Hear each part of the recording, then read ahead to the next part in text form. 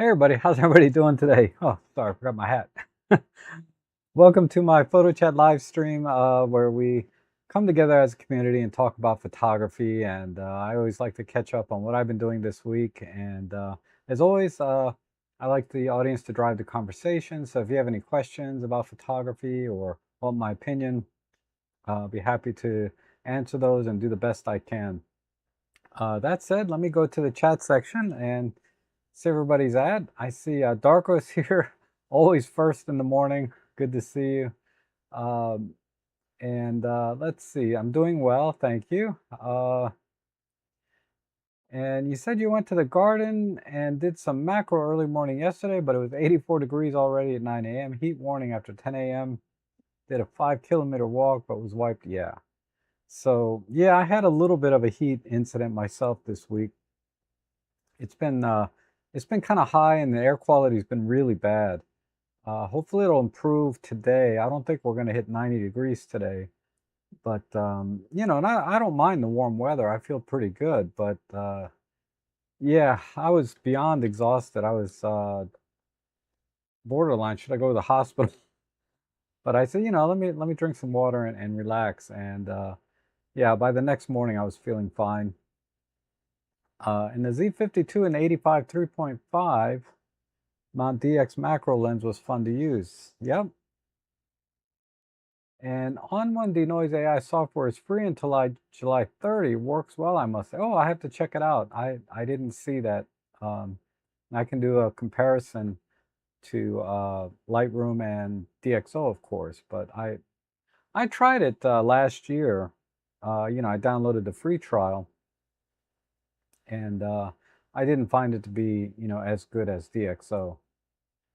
Uh, When you get out to do wildlife, Rob, how close are you to nature reserves? I find I have access to large parks, but the smaller ones closer to my house have more birds. Yeah, it's kind of the same here. Huntley Meadows is a relatively small park, but it's pretty reliable for birding and um, and bugs for that matter, and little frogs. It has a pretty good variety for such a small park. I typically only walk about a mile or two. It's about a mile out to the one end, and it's less than 2 miles round trip for me to go on the boardwalk and stuff. Uh, but yeah, there's a lot of nature reserves in my area that I can get to within an hour. Typically, they're not distance-wise too far, but with traffic and all. And I found some are way better than others. You know, I Like the Dyke Marsh one is very, very close. It's really good for birding, particularly during the when they're what do you call migration seasons of different birds. Like an osprey is pretty reliable there every year, and then warblers and all kinds of little birds during migration. During non-migration season, it's a little spottier, but there's a resident bald eagle there. I would call it a resident osprey. I don't know if it's the same one for the last 10 years, but it's been very reliable. And then again, the warblers and other small birds out there have been fantastic. Further out, a little bit north of me, there's a reserve. It just sucks. I never find anything there. Uh, Not even like a blue heron or something that's very, very common here. So you definitely have to scout and go many times. And uh, a good way to look is, at least in my areas, go to look for birding groups that, they don't really take photos so much. They just like to go out and find birds and see where they go and meet up on a regular basis.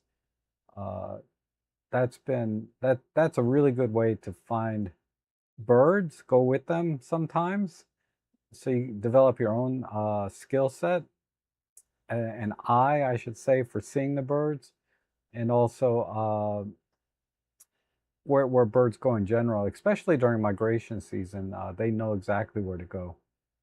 And Jeff, good to see you. And also, if you follow migration of bird species, you can get variety based. Yes, like I was just saying. And good morning, Henning. Good to see you. And Rob, is your new camera right? No, it has not. Uh, it has not shipped yet. So hopefully I'll get the next batch when it comes in. Who knows when that's going to be?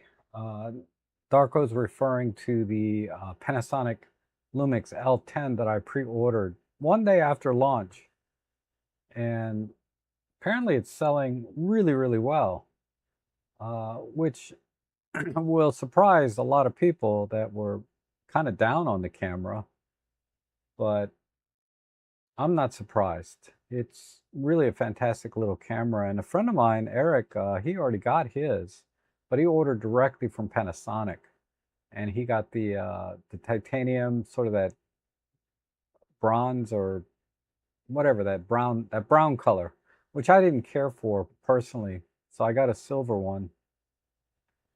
And I was really torn 50-50 between silver and black, but I said, if it's a vintage kind of style camera, I'll go with silver.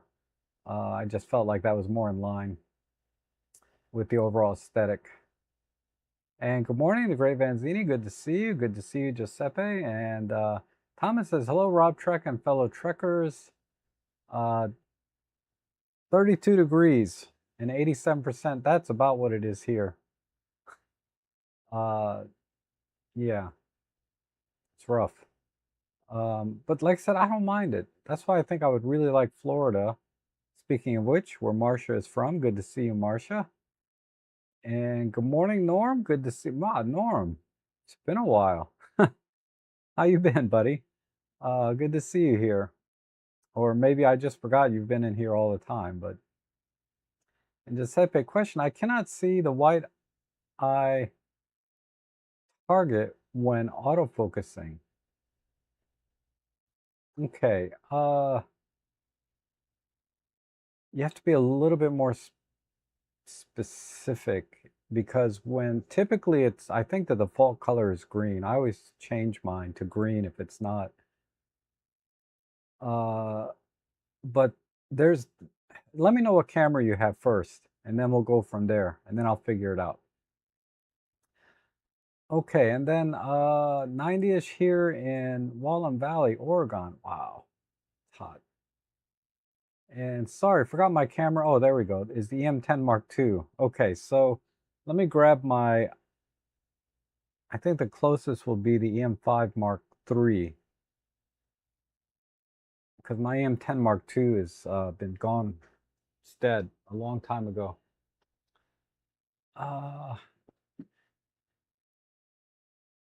Actually, my EM5 Mark II, fabulous camera, the EM5 Mark II.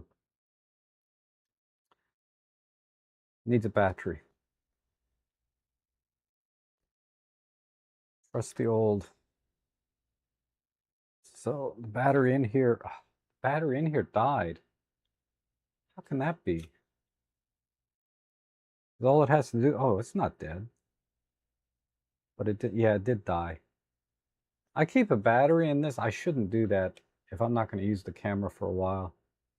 But I keep the batteries in here because for whatever reason, the EM5s, the EM10s, the clock resets if you don't keep it charged up.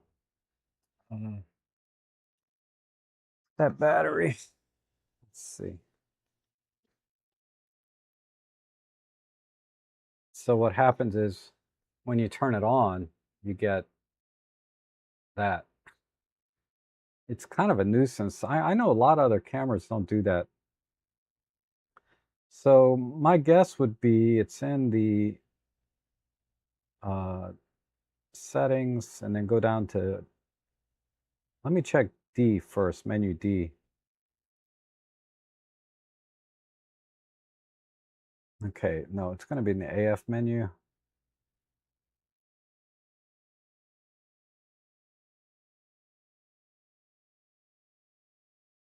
So you want to go into menu A, the AF menu, and it's probably this, AF area pointer on. That's most likely what it is. So check that setting. If that doesn't fix it, come back and ask me again, and I'll try and find out, dig a little deeper. Okay, and Heather, good to see you. I found an osprey nest with two fledglings yesterday on my way to a small botanical garden. The best was a top electrical tower, hard to get a good angle. Yeah. So, you can capture the shot. Just what I would do is I would just take the shot and just look at it later online, on my computer, and think about ways that I might be able to capture it a little better. I mean, try a few times when you're there. But a lot of times, I don't take a shot if I know it's not going to work out. But that's after years of, looking at the shots that I attempted and didn't work out, and I'm like, yeah, if I take this shot, it's not going to be very good. And we have red-winged blackbirds here, but that's about it. Oh, I'm sure you got a lot more than that. Red-winged blackbirds are a good sign of a pretty healthy ecosystem. Uh, I just made that up. But anecdotally, when I see red-winged blackbirds, I can usually find a lot of other different variety of birds. And good morning, Larry. Good to see you. Nest, yep. And good morning, ATR Bear. And all others are gray or brownish, not much color. Yes. So, yeah, catbirds and sparrows uh, in every variety. Yeah, I wouldn't say they're ugly birds, but they're definitely, you get a couple of shots of them and you're kind of done with them, right? But what I would recommend is look at your last few images of your birds, both these more plain ones and red-winged blackbirds, and try and capture something. They're really good to practice on because they're everywhere, right? Not the red wings so much, but they're really good to practice, and it's something I'm thinking about more myself, is to practice your compositions with birds, right? Because my go-to composition is just fill the frame. Get as close as you can to the bird and get as much detail as you can. And while that's good for practicing your technique, your shutter speed and, framing, meaning being able to get the bird in the frame using a telephoto like I do, uh, I really need to think about composition more with wildlife. So look at your previous photos, see if you see, how you typically capture the birds. If you're like me, it's going to be just filling the frame. But rarely do I try to incorporate the environment that the bird is in, or what the bird is doing, or what the bird is thinking about going and doing, right? So what helps sometimes is you can, go on YouTube and look at videos that are about the, these common birds, and you can almost always find something really interesting about it. And it'll make capturing those birds much more enjoyable because when you see them and you understand what they're doing and why they're doing it and what might be unique about them,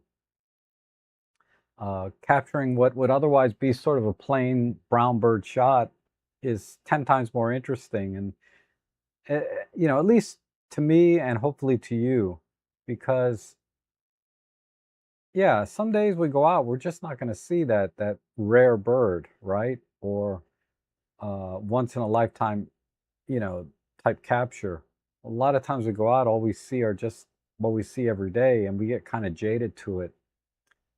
And I found watching videos about specific things that I see all the time really makes it a lot more interesting, a lot more fun. I'm not saying your pictures are going to be better, but you'll certainly have a lot more enjoyment when you go out. And that's one of the primary reasons we do this. This is our hobby, right? Also, think about your shots and see if you did the best you can. Like, this is the best shot I'll ever get of this bird, either technically or by composition or whatever. But look at it and try to find images and look at them and say, could I have done better on this shot? and look at that frame and say, yeah, I could have done a better job if I just did this, right? So always look at every opportunity when you go out to find a way to improve your photography, because you're out there, you're shooting, right? And that's the best education, is actually going out and shooting. So whenever you go out, think about, how can I take a better shot than I did last time, right? And Oldie Blues Man, good to see you. And that's let's see. Giuseppe, thank you. Okay. And Rob, your EM5 Mark II, would you bird with that camera still with your quad? Yes, I can. And I have. Oh, hopefully my live stream didn't just die. Hold on.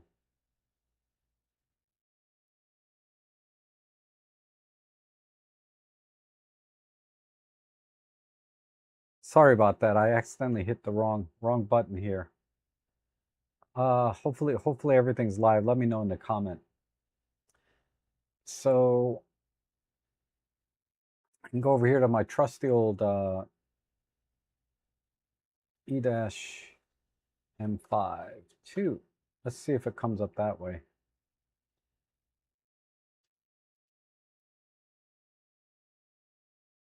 Let me try this way. Yeah, there we go. EM5 Mark II. And there you go. This is the M5 Mark II with the 75 to 300.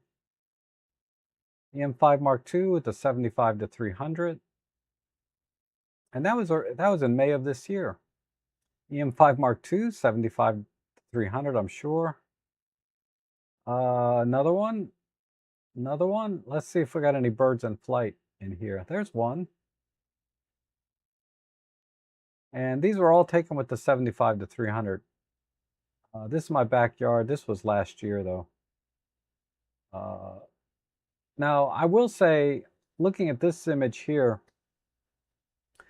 was this with the 75? Oh, this is with the 40 to 150 kit lens. The 40 to 150 f4 to 5.6. I will say that, you have to use silent shutter with to get your frames per second up to like 10 frames. It's not a very fast camera. But there is some rolling shutter issues. Now, I'm not panning the camera here, but the bird is moving. And this blue jay looks very kind of elongated, right? So that's kind of the only issue with this. If you're trying to use continuous shutter mode in electronic shutter, you will get some, like this pigeon here. I was probably panning and, the bird is moving. So I'm getting really a lot of rolling shutter distortion on this guy. This one doesn't look so bad. But anyhow, that's my EM5 Mark II stuff. Oh, my girl. What lens was this? Oh, the 25 1.7 Panasonic. So yes, definitely EM5 Mark II with 75 300. You can definitely bird with it. You just have to be a little careful with the rolling shutter, as you've seen. And there's probably ways in post-processing to kind of correct for that. DxO doesn't have that, so I'd probably have to use their perspective tool or some other tool from DxO or third party. Chickadee is the most common here, but they are ambassadors of the florist and great small bird to practice. Yes, absolutely. And we do have nature reserves for the occasional pheasant or great blue heron. Okay. And while riding last night, I encountered 2 deer and some raccoons hanging out together. Oh, wow.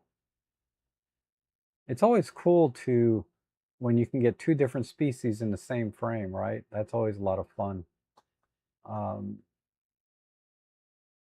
And Leslie the Bird Nerd is a good channel about species of birds. Very good. Thank you for sharing that. And looks good and sounds good. And you're live. I assume that's what you meant. Thank you, Marcia. Guys, you can do birding even with an EPL6 and 40 to 150. Yeah, the EPL6 is not that far off from an EM5 Mark II in terms of performance. And as you saw, I shot that Blue Jay with the 150, 40 to 150 lens. Okay, so there's that. Now, for me personally this week, I haven't been able to get out much. I had a lot of, besides the virtual heat stroke, I wasn't really a heat stroke, I don't think, but between that and a lot of other things that came up this week, I just could not get out.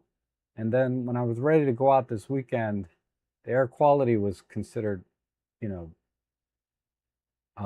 unhealthy. So I decided to just stay in after my experience from earlier in the week with the heat. I just decided to stay in and further recover.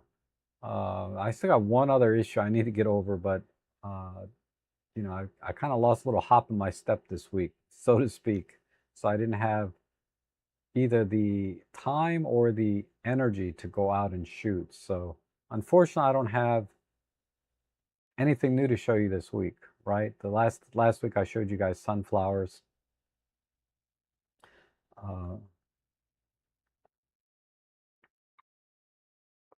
But I got nothing. I got nothing this week on the photo side. So let's talk about gear a little bit. It seems like the Sony RX10 Mark V, the little bridge camera, seems to have come out. And I watched a couple of more reviews on it. It was okay. I now that I mentioned, I think I did talk about this last week, but meh, I'm not that excited about it in general. I did get a new camera though.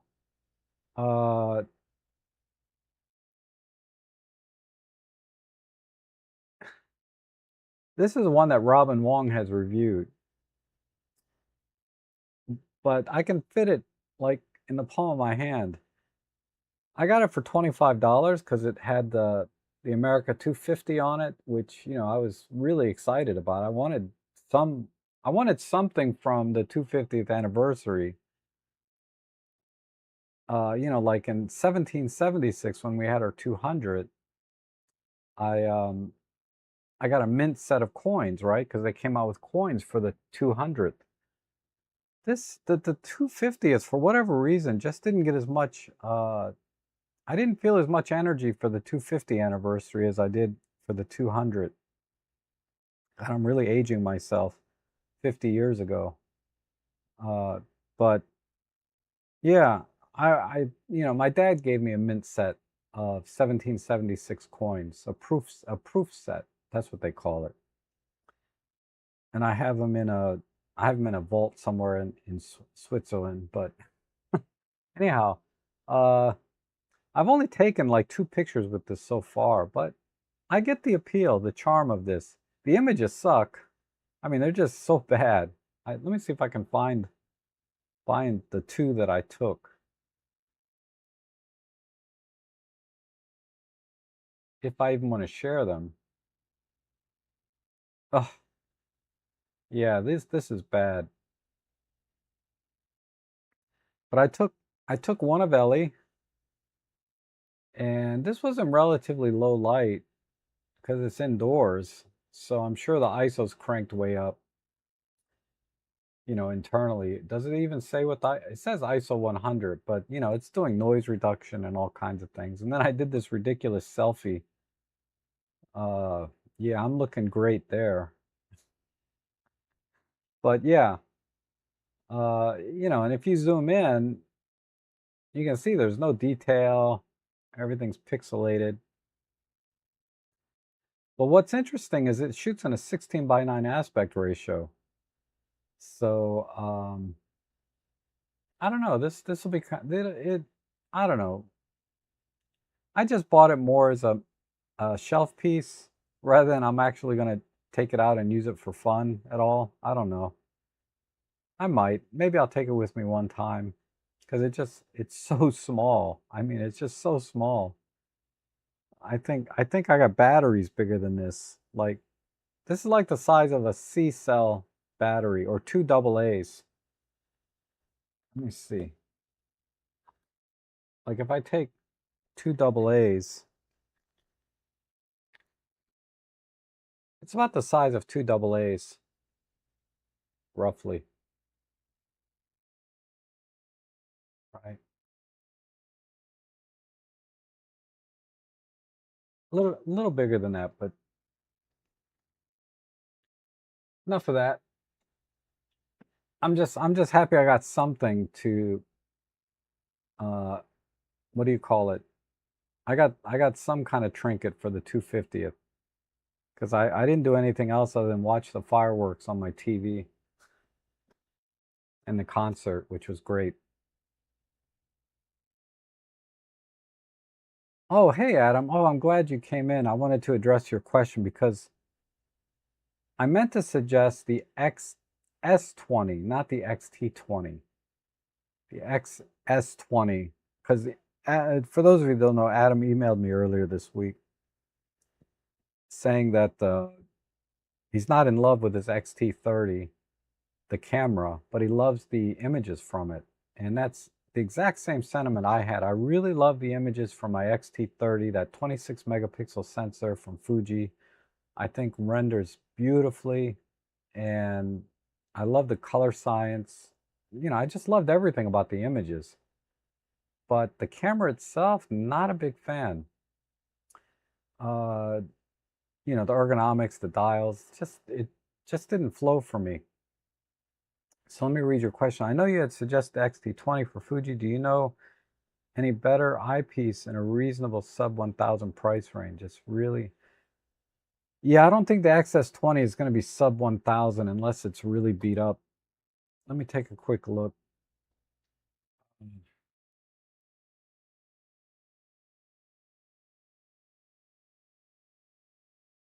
Yeah, brand new, they're 16.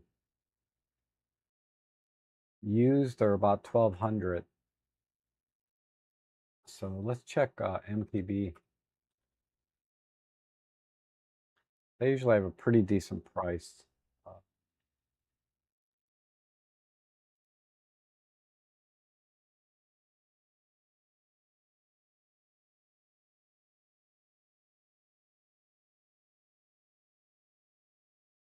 is it just the S20? Yeah, this is it.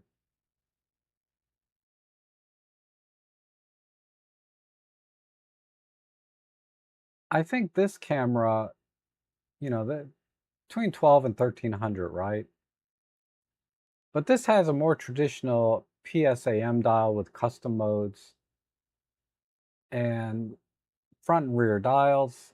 So this is a more traditional, not, let me rephrase that. This is more in line with how we use our OM System Olympus cameras, right? Front and rear dials, PSM dial, and then, plethora of buttons, including a joystick, fully articulating screen. So I think this offer is probably the closest, but yeah, you're gonna have to pony up a bit. 'Cause I don't see really, let's see, there's one, excellent condition. I'm not sure why there's $100 gap between this one and the other one without digging into what's included and all that. But that's gonna be your best bet. Okay. Yes, I hear smoke has been terrible back there. Yeah, it is. It's really bad. A Fuji that isn't ancient. Yeah, the XS20. I don't know if the XS10 might be cheaper. Fujifilm, I think that had the 16 megapixel. This might be a good option. This is quite a bit cheaper. And I think this is a 16 megapixel. Not 100% sure. But same idea, right? Same top dials, joystick, lots of buttons, front and rear dial, PASM. This might be your best bet. And let me just see.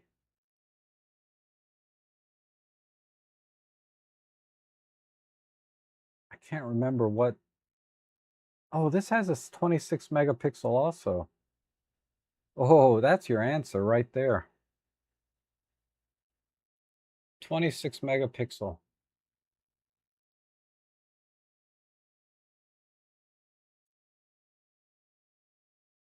And then, oops, I'm sorry, you're not seeing the screen. The XS10, here's one on MPB. Looks almost identical to the XS20.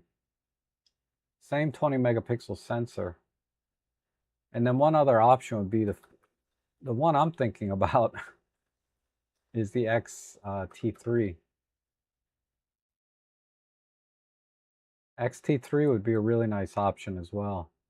It's not quite as compact as the you know, the XS20 or what, I forget what you said you have now, the XT30. But I think those are your best bets sub 1000, I would say, is the XS10. That's well under 1000. Have you tried tabletop photography? Yes, I have. I did it a few times just to try it, and I'll show you one image, maybe more. But I used an articulating arm attachment to my tripod because it extends longer if you buy it separately. If you buy the articulating tripods, a lot of times the arms don't extend too far out, so I used an extension arm. Give me a second, the hard drives need to spin up, and then I'll show you one example that I did.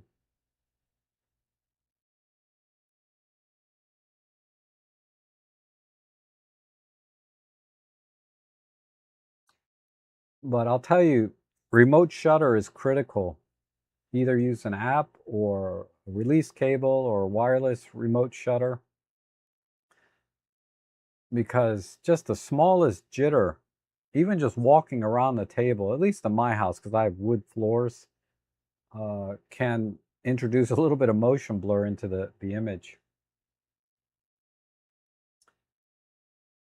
All right, I have it here.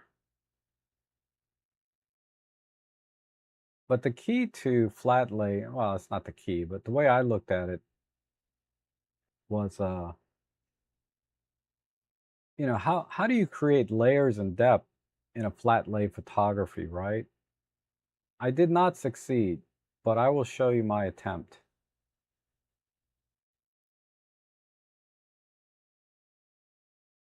There's one. So this one I tried to add a vignette. And also the story I wanted to show here was, you know, my everyday carry camera, right? This is typically, you know, now it's the OM3, but before I bought the OM3, this is what I shot with the most. You know, the 25-1.8, the 40-150 kit lens, and I always, you know, I always like to bring a flash with me. I don't bring the TT350 anymore. I typically bring the i32. I think that's what it's called, which is a really an awesome replacement to the Godox TT350. And you know, a little microfiber cloth, memory card. So this was my everyday carry. Oh, where'd those sunglasses go? I really like those. Wow. I forgot I had those. I gotta find those. Anyway, that's one. I think that's the same thing. I was just trying different looks. I don't think I have any other examples here.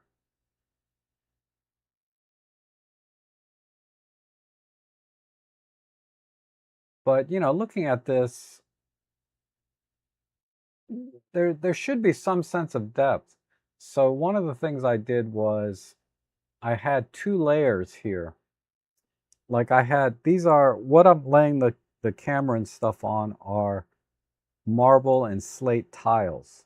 You know, for floor, these are floor tiles. So I had one slate and I had one marble. So I laid the marble one on top of the slate just to create that little bit of depth right here. And then of course some taller items like the flash and the coffee mug, you know, the 40 to 150. So I tried to create some sense of depth and layering in the image, basically. And then I post-process the heck out of it, you know, adding bevels and vignetting and all of that. Lighting is also critical. This image, I'm thinking, this was definitely at least a 2-light setup. I can't remember exactly. But it was definitely, you know, if you look at it, you can see there's at least 2 lights on this. But it was a 2-light setup. So anyway, that's my experience with flat lay. And the Cornell University, yes, a great resource for birds. Yep, absolutely. I discovered those because you want to, if you can, install the Merlin app. It's called Merlin, which I think links to another app from Cornell. I use those. I used it a lot now.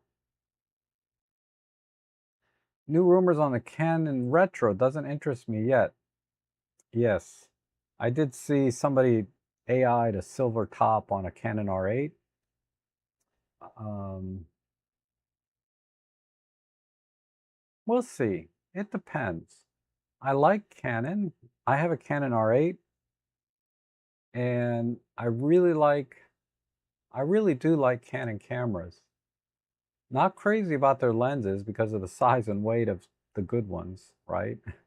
You know, if you want a 24 to 105 f4 or an f2.8, yeah, that's a chunky beast when you combine those. Even their kit lenses are pretty chunky, except for their 24 to 105, which this is not bad. This is not bad. This is the 24 to 105 kit. It's like an f4 to f7. Some ridiculous. What's the ring size on this though? It's still pretty chunky though. The ring size is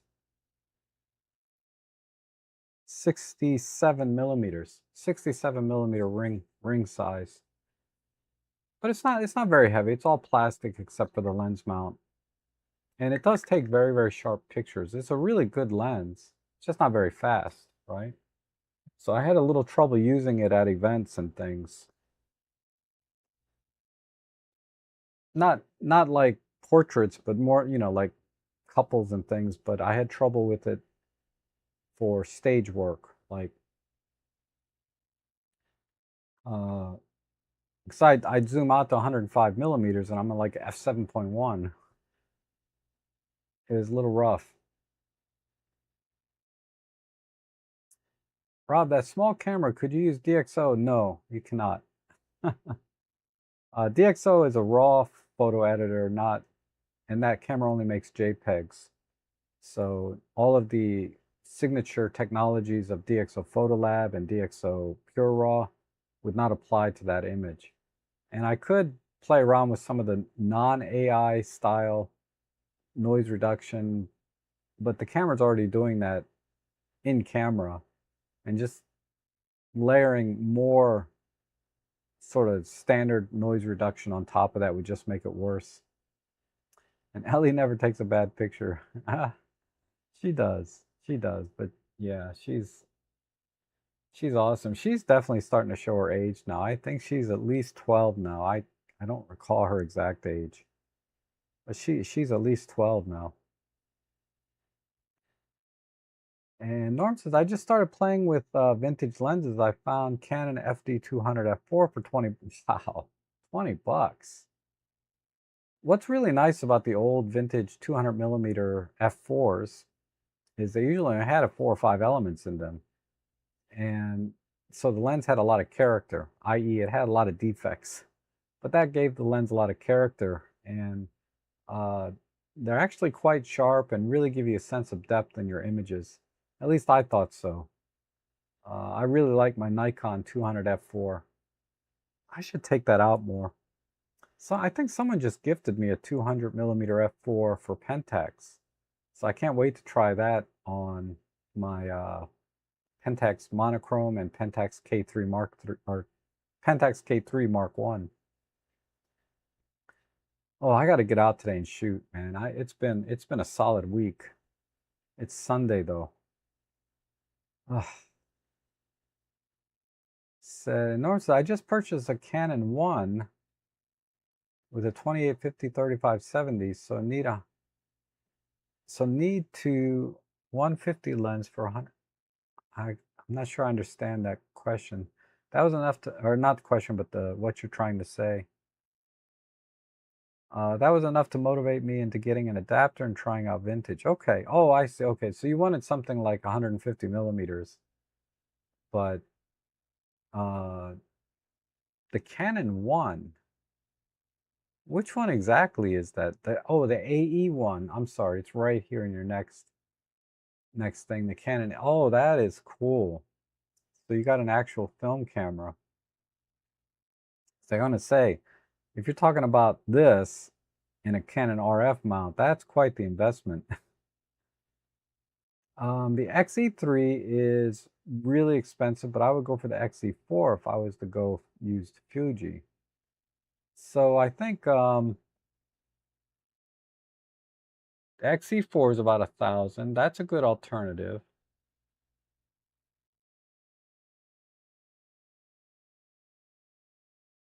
But I think that's what no, you're shooting with an XT30. The XT4 might be a good. I really, I considered the XT4 a few times, but it's just a little bit too fiddly with the dials and buttons. Meaning, I feel like the dials are too small and the buttons, there's not enough of them. So I would lean more into an XS10 personally for my use, right? And the XE4 has kind of the same issues that the XT30 does, in my opinion.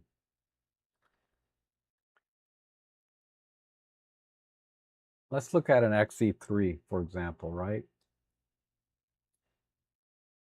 So you got this really tiny front dial. On the back, oh man, this freaking thing is a pain, this part right here. But anyway, it does have a joystick and decent amount of buttons here, but the problem is up here, right? Okay, exposure comp, that's fine. But this dial is kind of wasted, right? And then you're going to use the aperture ring on a lens. Typically they have an aperture ring, you know, when you buy a lens for Fuji. But if you buy a third-party lens like Viltrox, then you're not going to have an aperture ring on some of their more budget lenses.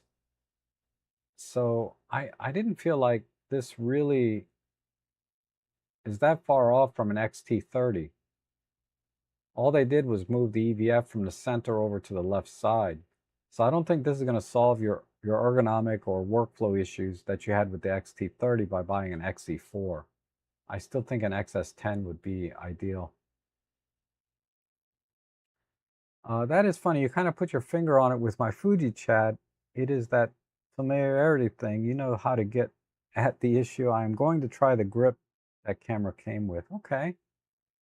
And the eyepiece is a hang-up. Really like the film sims and resolution. May try that XS10. Yeah, the XS10 I think is your best bet.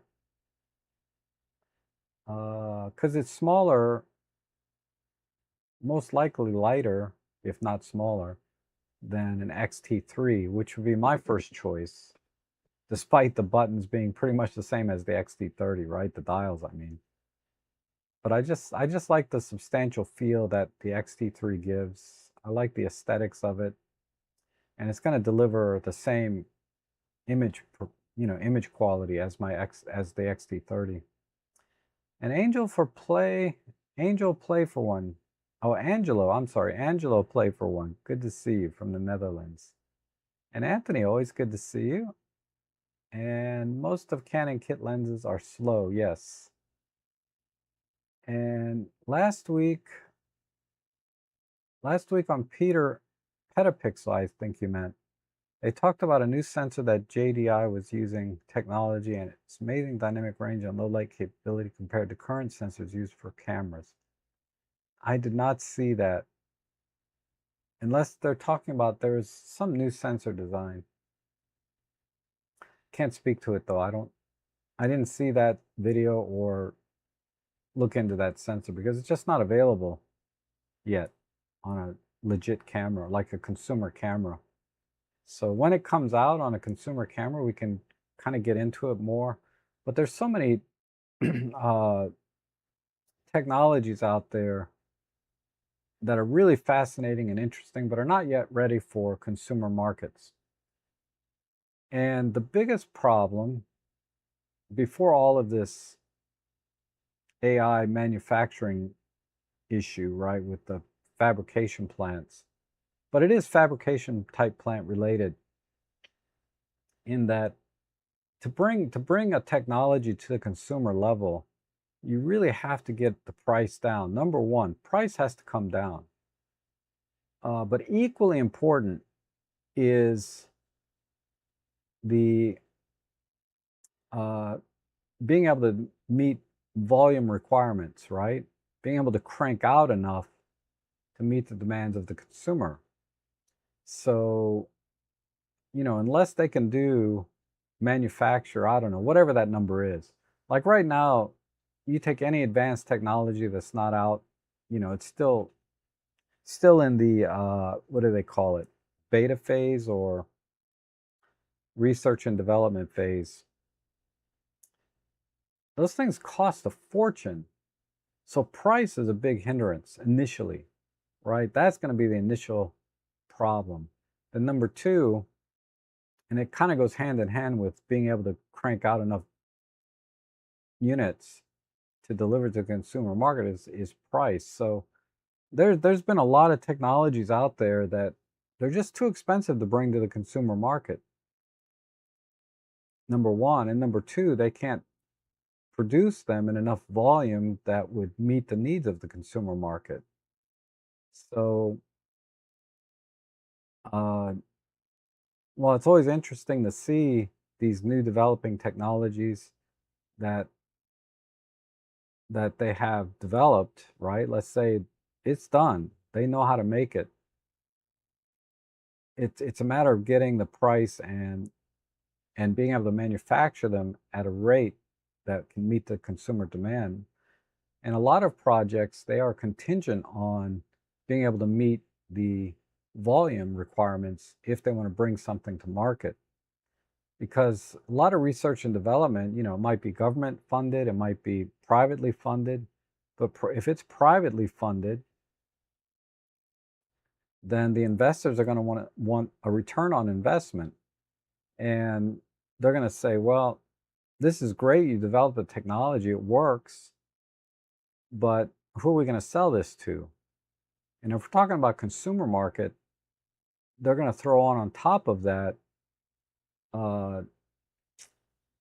cost and volume, right? Being able to hit certain volume targets.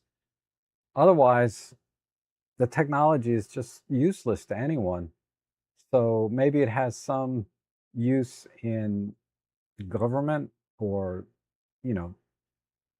companies that can afford, companies and governments, typically they're going to be the ones, industrial type things are going to be the ones that will buy it at any price because it makes a big difference in, for them.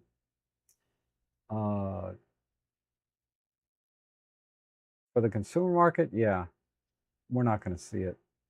A lot of ads today, there shouldn't be. I adjusted the ads to only come up every 12 minutes instead of like randomly for people. So maybe that doesn't apply in some areas. And saw that you threw up a special notice for a sling. Yeah, this one. This bag. I have the K&F version, but I paid $27 for this, and I thought I got a good price. This sells for $37 now. And let me tell you, I just bought the insert. The bag comes with this insert. Well, I'm not going to take it out, but it comes with this really great divider. And I just bought one separately for like $7 because I wanted another one. And then I saw this bag is now selling for less than $7, and I got another 10% off that somehow.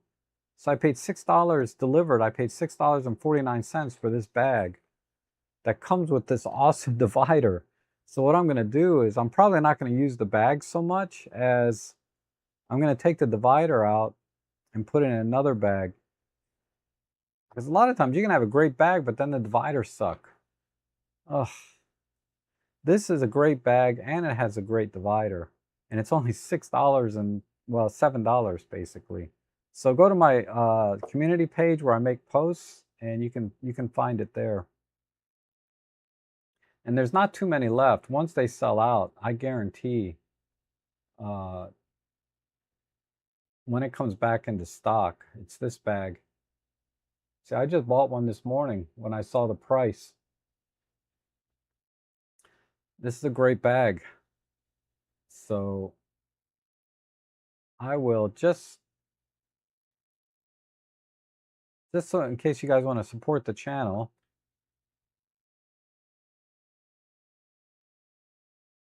Yeah, 4 have already sold. Because I took 1, now 3 more, there's 12 left. That's my affiliate link for that bag. So I'll make 4%. So I'll make 4 times 7. I don't know. What's that? I'll make 30 cents if you guys buy that bag from my affiliate link. Okay. Or 28 cents, right? Yeah, I'll make less than 28 cents. I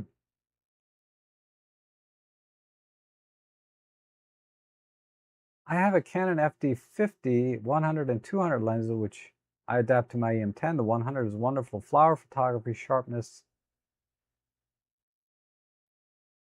of subject, and beautiful background. Yes, vintage lenses have that character, right? They can be tack sharp for the most part, but also have really nice character. And my XE3 is okay. I use it in single AF to avoid other focusing problems. Yeah. Yeah, Fujis were never super... They're not known for their autofocus. Let me just put it that way. And Darko says, I don't have any Fuji cams left, but I might just get a used Z30 and an OVF viewfinder, as the Z30 has no EVF. I think you mean the old X30, right? I'm not familiar with the Fujifilm Z30. Well, obviously you're talking about Nikon. I'm sorry. The Nikon Z30.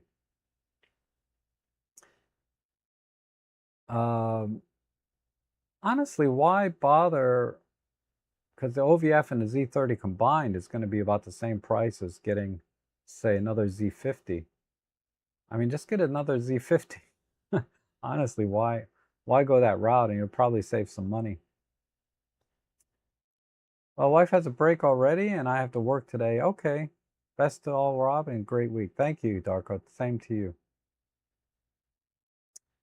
And does the Sling have only one divider? It has 2 dividers, but it can be folded down, right? So there's 2 dividers, right? There's one there, and there's one there, and then you can fold it down if you want, like that. And then, oops, let me take this stuff out. So then you can have a longer item over here, and then a couple lenses. This will fit like a 75 to 300 right in this side. But I typically, yeah, I typically go out with my OM3. This is my everyday bag. You know, I've got much more expensive bags that I've bought. Like I have my Tenba over there, but the dividers suck in it. So I never use it. let me show you my Tenba. This, I paid $130 for this bag.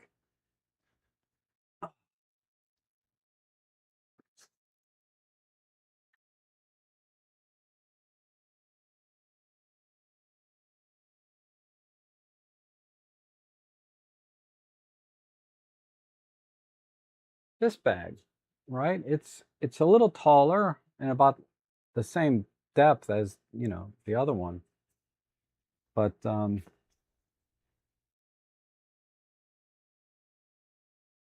look at these dividers. So this bag, you can take this part out. You can take out, you know, and then you got there's so much space in here. But when you take this out, you lose all of the rigidity, right? Look, I can crush this down to nothing. You lose all the rigidity of the bag. This insert is what gives it the rigidity, right? But then the inserts, I just hate these things. So what I'm gonna do is when my new bag comes in, I'm gonna take this insert. I'm gonna take it out. You can tell I'm excited about this bag, especially it's $7. Let me get this out. This is the divider insert, and it's rigid, right? It's nice and rigid. So I'm thinking I can put this in my Tenba bag now. Oh, it fits perfect. Now my Tenba bag has some rigidity. The rigidity has come back. And then I got these awesome dividers inside. Now the dividers aren't as tall. It's not a big deal. What that allowed me to do is put all my camera gear in here. Like, there's the M5 Mark II. This is a really small camera.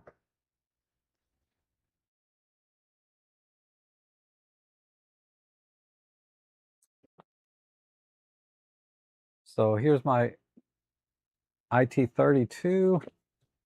Set that in there. This is my OM3 with a 60 macro. I wouldn't pack it this way normally, but I could put that in there like that. And then my 8mm fisheye. Well, I should put all the lenses in first. I can lay that in there. And then I use these, I use can coolers, right, to stack things on top of each other. Like I would wrap the 8mm in that can cooler, but that gives it some nice protection on top. Then I can put just throw the strap in there. And call the 45 Pro. Anyway, you get the idea. I can stick all this stuff in here. I can even put my 75 to 300.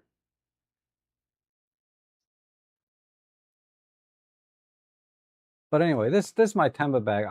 I still got plenty of room in here on the top. So I could even lay this inside on top like that. A little, well, I wouldn't lay it right like this. I'd probably use one of those microfiber wraps, which I also have. I'll probably get, this is just a microfiber cloth, but I have one of those like photo wraps. I could lay this on top. Boom, put this inside.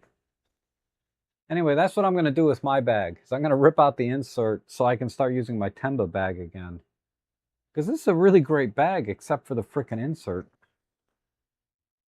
This insert takes up so much room in the bag to the point that it's almost unusable. In fact, it is unusable. I never used that bag because of this insert. This might be fine inside of a backpack, right? Where I usually have a lot of extra spare room anyway. So I might recycle this or repurpose this as a backpack insert. But as a bag insert, this is just, Frustrating. Anyway, enough of my problems. What do you guys want to talk about? uh, if only the Z30 had an external EVF, would be a champ. Yep. And I'm assuming we will see Photolab 10 very soon. Anything you are wanting to see? Yes.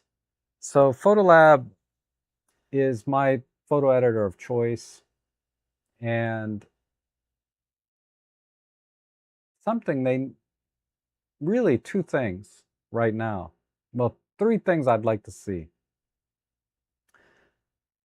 Number one is, well, let me think. I know what the three things are. Let me think.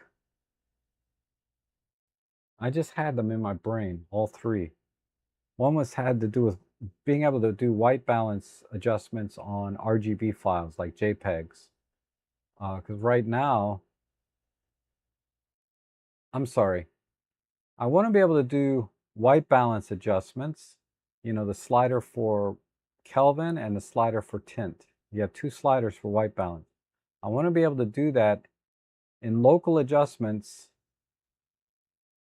in RGB files. You can do it with RAWs, but RGB files, you cannot do Kelvin and tint on RGB files when you're doing local adjustments. And when you're doing global changes to white balance, you can do that in terms of Kelvin, right? Warm to cool. But you cannot adjust the tint. So they need to add the tint slider. So they definitely need to do that. Number one for me. Number two is a removal tool. So right now they have a very basic remove tool. Does an okay job. It's a little bit old school. It basically, you can do two modes, right? Copy and fix. So if you use the copy correction tool, you highlight one area and it just copies from another part of the picture over to that area. And then the other one is sort of a blending mode where if you brush over something like a stick, right, it'll not really, it doesn't really, it kind of copies over the top of that, but it also tries to do some blending, right? And what they need is a proper removal tool. They're almost there because the auto selection brush is pretty good. It's using some sort of AI, you know, algorithm to do selections when you're using the selection brush. You know, the auto masking brush, that's what it's called, the auto masking brush. All they need to do is expand that to be AI removal. That would be ideal. So they got the selection or the auto masking part done. They just somehow need to incorporate AI removal on top of that.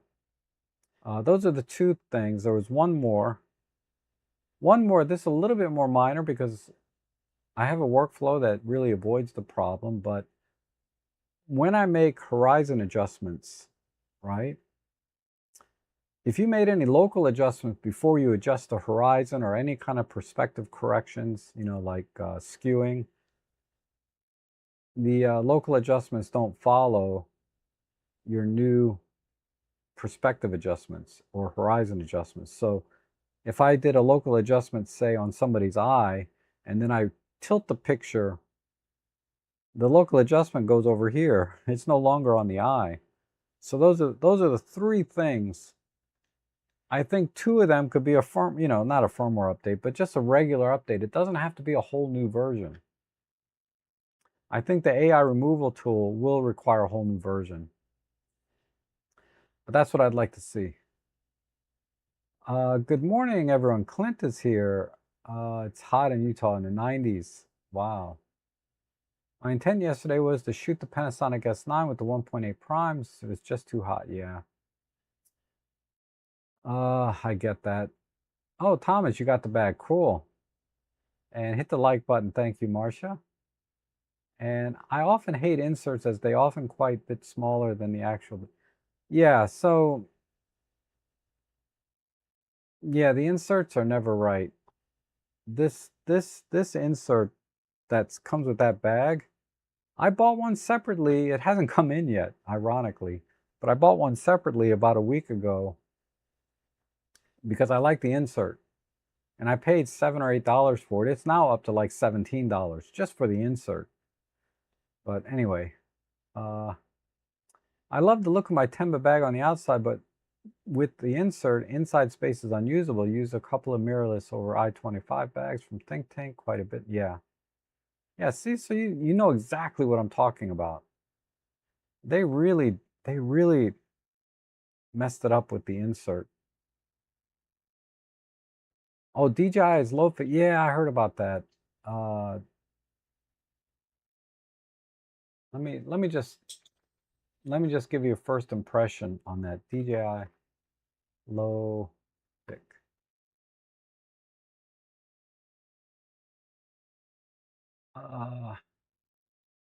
Hello. I don't see.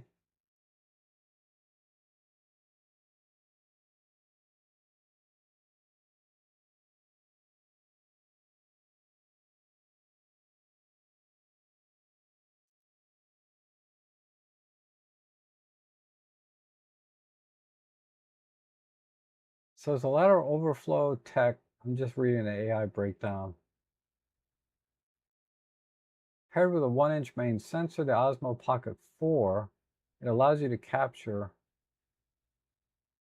So they're already using this.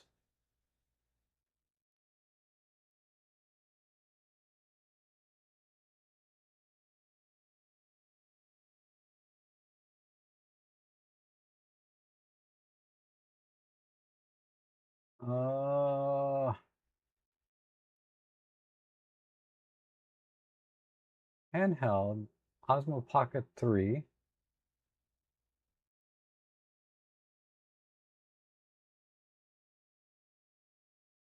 Because I just tried to go to the page and it's not there. And then when I do handheld, Osmo Pocket, I don't see the 4P.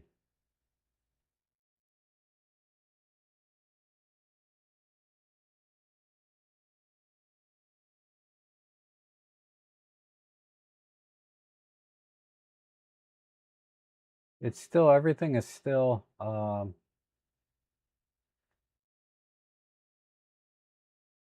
Pocket. Let me look one other place.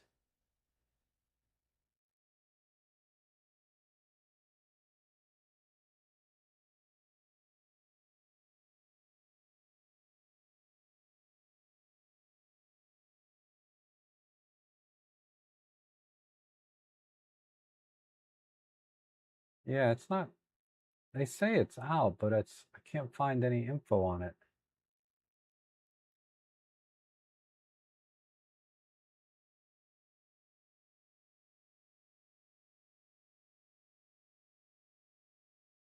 So it's actually not out, here, at least not here in the US.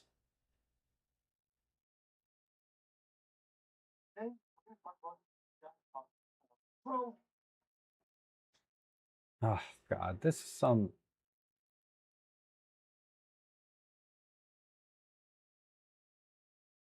I don't know. I'll have to look into it. I can't even give you a first impression. But somebody's got it. You know, that's interesting because I just got an email from DJI asking me if I wanted to sponsor a video. They didn't mention the product. Maybe it's this.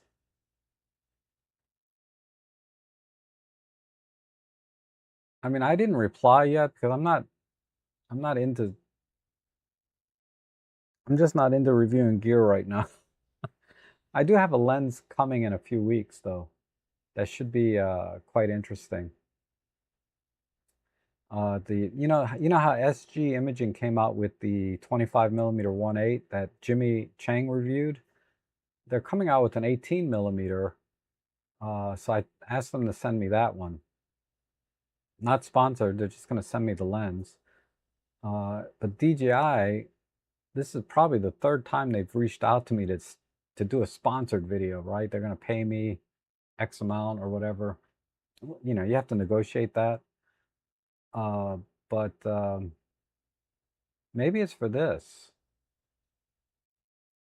because it's not on their official website. I think the main reason this was brought up, this is the first time they've actually been at any real improvement in sensor technology for a long time. That remains to be seen. When it be available is not the question. It sounds like in the near future that Sony will no longer have the monopoly when it comes to making and designing sensors, which is a good thing. Competition is always good. I agree with that. So I don't know who manufactures it. So I don't think DJI has their own fabrication plant. But if they own the intellectual property on it, then that's effectively, takes Sony out of the loop, right? And ads are making me click away and hurting your brand. Yep, no question. But I got to make at least $2 or $3 on a live stream. Seriously. I mean, I tried doing it for free for a couple of months, and it was just wasn't worth it. Um,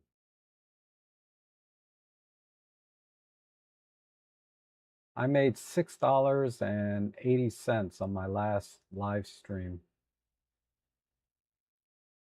$3.78 on this one. So I got to make at least a couple bucks. Or if I do a members only, but who's gonna become a member just to watch my live streams, right? Nobody. Okay. My kiddo's shooting. Sorry, it says my kiddo's shooting EM1 Mark III at the Grand Canyon. Does HDR still help with scenes that have that type of variation with dark and deep colors and distant canyons? So if they're not going to process the raw image, definitely. Otherwise, it's better to just do focus bracketing, like HDR bracketing, plus or minus 2 EV or more, but typically plus or minus 2 EV in bracketing, and then exposure blending or using HDR. Those are two distinctly different methods to capture the most. But if you're talking about just point and shoot and get something ready to go JPEG, then yeah, HDR it works pretty well.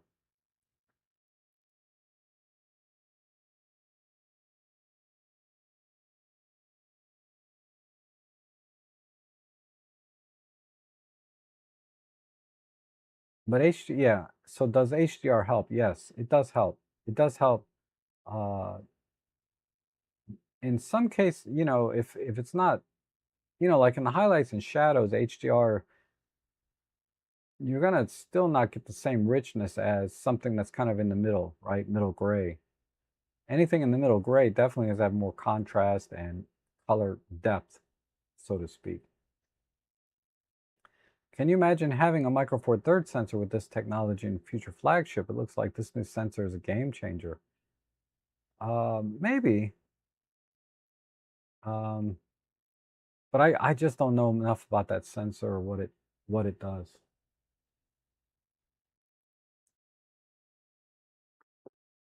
And we'll have to see.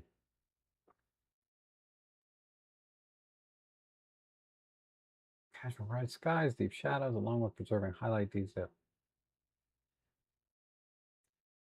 So what I'd like to see, I'm just reading the short AI description, because the sensors, the DJIs right now already do amazing real-time HDR, like my Insta360. I'd like to see like the current HDR processing, because you can do real-time HDR in these cameras now, compared to this LOFIC processor, and see what we get. I'm just curious. And a 1-inch sensor is vastly more efficient in terms of volume and cost than a Micro Four Thirds sensor, because it's, it's a third or half the size, whatever that ratio is, which translates into exponentially more sensors that you can put on a single silicon wafer in the fabrication process, which gives you a much higher yield, right? So let me see if I can come up with a real number. APS-C versus Micro Four Thirds on silicon wafer.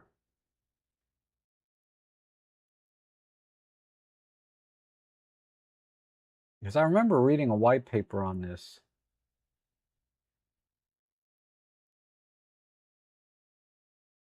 So it's a 70% difference between Micro Four Thirds and APS-C.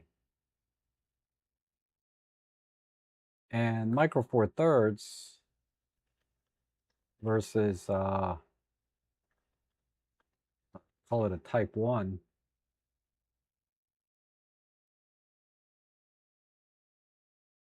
it's 100% difference. So you can fit 535 type 1 1-inch sensors onto a single wafer versus 265 on Micro Four Thirds. So it's vastly more efficient in terms of manufacturing. So we'll see. We'll see what happens when it goes to, and this goes back to my cost, lowering the cost of the sensor for the consumer market and volume at the same time. When you can crank out twice as many sensors on a single wafer, it cuts the price almost in half, on top of being able to meet volume demand for cranking out product. I'm pretty sure the DJI-4 is banned in the US. Okay.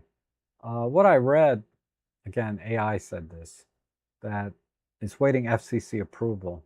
So if the FCC declined it, then yeah, maybe not. I keep thinking of getting a Pocket 3 for some quick video work, mostly just for fun. The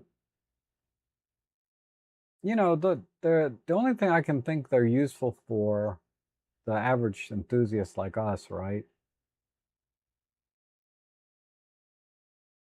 I can't think of too many use cases. It's great for vlogging, but for a quick video, just use your camera that you have for short clips. If you're like a 80-20 guy, like 80% photos, 20% video, your camera is probably going to be way more capable, or more, much better use of your dollars, I would say. Now,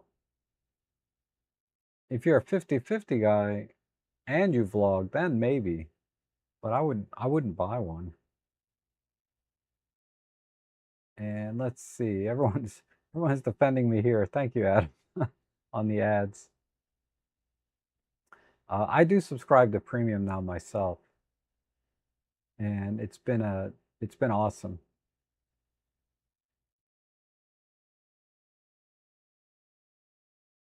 And Heather says, I'm all about Rob making money. The ads are just a few seconds before you can skip it. There are ways to avoid the ads with plugins or alternate browsers if you really want to. Yeah, there's people that can get around it somehow. I don't advocate that, for all the reasons that should be obvious, least of which it being, against terms of service. But as YouTube basically became broadcast TV, creators should coordinate with YouTube to have scheduled commercial breaks.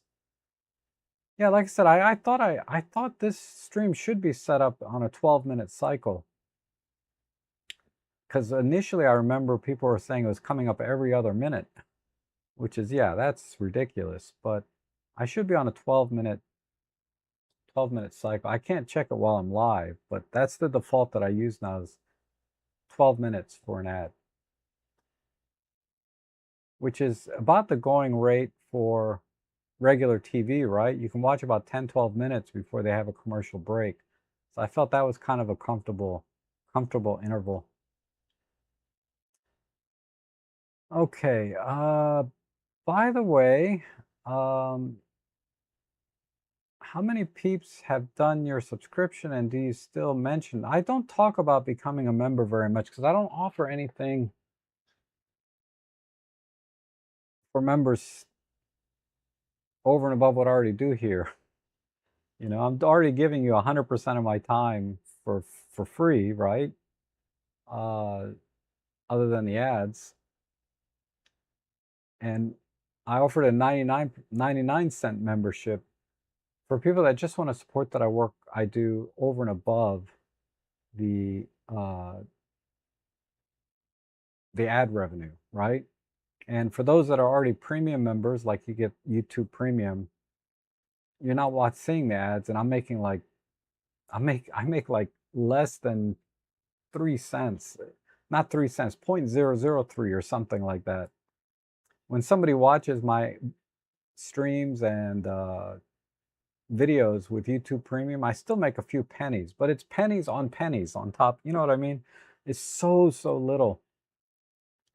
Seriously, in the past, I think this month one day. I had one day where I made more than $20 for the whole day for all of my 1,000 videos that are here. Uh, Yesterday I made $16. The day before that I made $13. You know, and I'm talking about not just a single video. I'm talking about for the whole channel. You know what I mean? Uh, so it's just pennies. So that's why I offered the memberships because so many people ask me. You know, because I refused to do memberships for a long time, or I didn't consider them, I should say, because uh, I just didn't know what I could offer over and above what I already do. You know, balancing the time that I have for this and everything else in life. But it is greatly appreciated if you guys do become members. You know, and I went with the lowest tier, 99 cents. And I think I got about 100 members, and YouTube takes about 30-40% of that. I saw one video where they took 60 cents out on the dollar. I don't know why. That was kind of unusual. But I make 50 or 60 cents on each membership each month. I got 100, so that's an extra $50 a month. That's a tank of gas, right?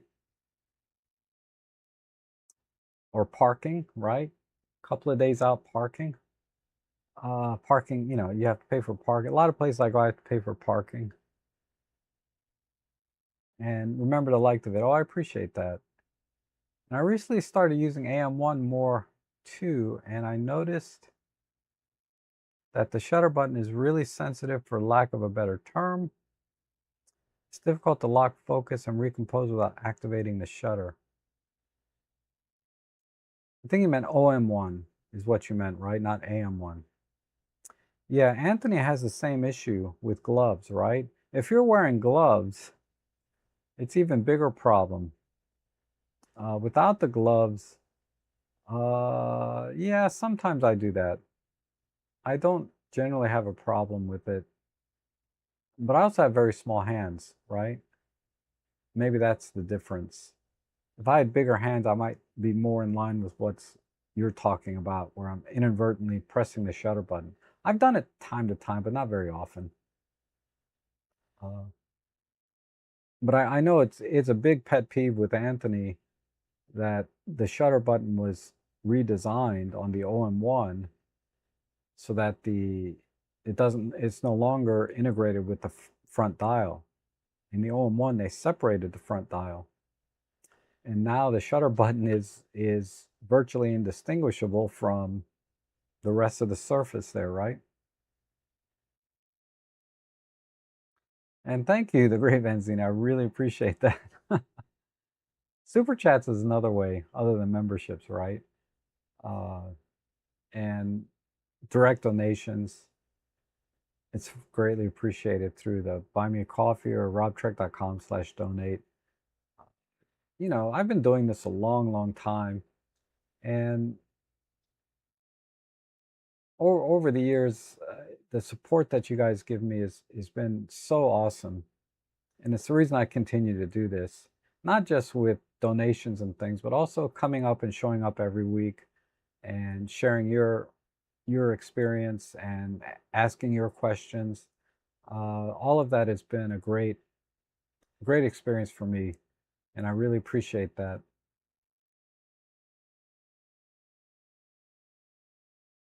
Apple charges $1.49 for what? I'm not in the Apple world ecosystem, other than I do have an iPad that I have to use for work. But other than that, for all the content and extra, have a cup of coffee. Oh, thank you. Thank you. And yeah, don't worry about it, Zachary. I mean, I know Zachary's really adverse to the ads here, but hopefully you're not seeing them every other minute. But every 12 minutes should be a good cycle. I believe that's the default I set. I'll double check it before I do the next stream. I didn't double check it this time because I thought I had set it as my default.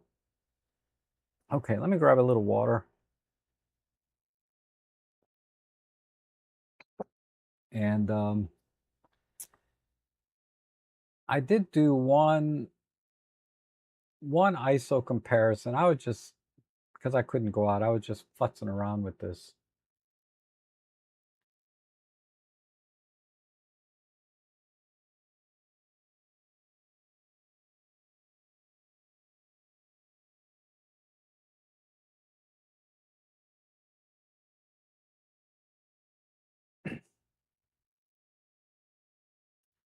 And while the hard drives are spinning up, so I expect the next flagship from OM Systems is unfortunately probably going to cost 500 more Canadian over the current model. Tough to say. It's going to be a tough sell if it's 500 more, especially if that's 500 US dollars. It's already a pretty tough sell at the current pricing, in my opinion, right? Because there's so many good cameras at that level, right? I mean, the air gets pretty thin at $2,000, to steal a term from, gosh, I can't remember his name now. But the air gets pretty thin at $2,000. Uh, you know, because now we're in Nikon Z6 III territory. Uh, Canon R6 Mark II. The Mark III, I think, is about 800 more, but the R6 Mark II is still a fabulous camera. And those are full frame.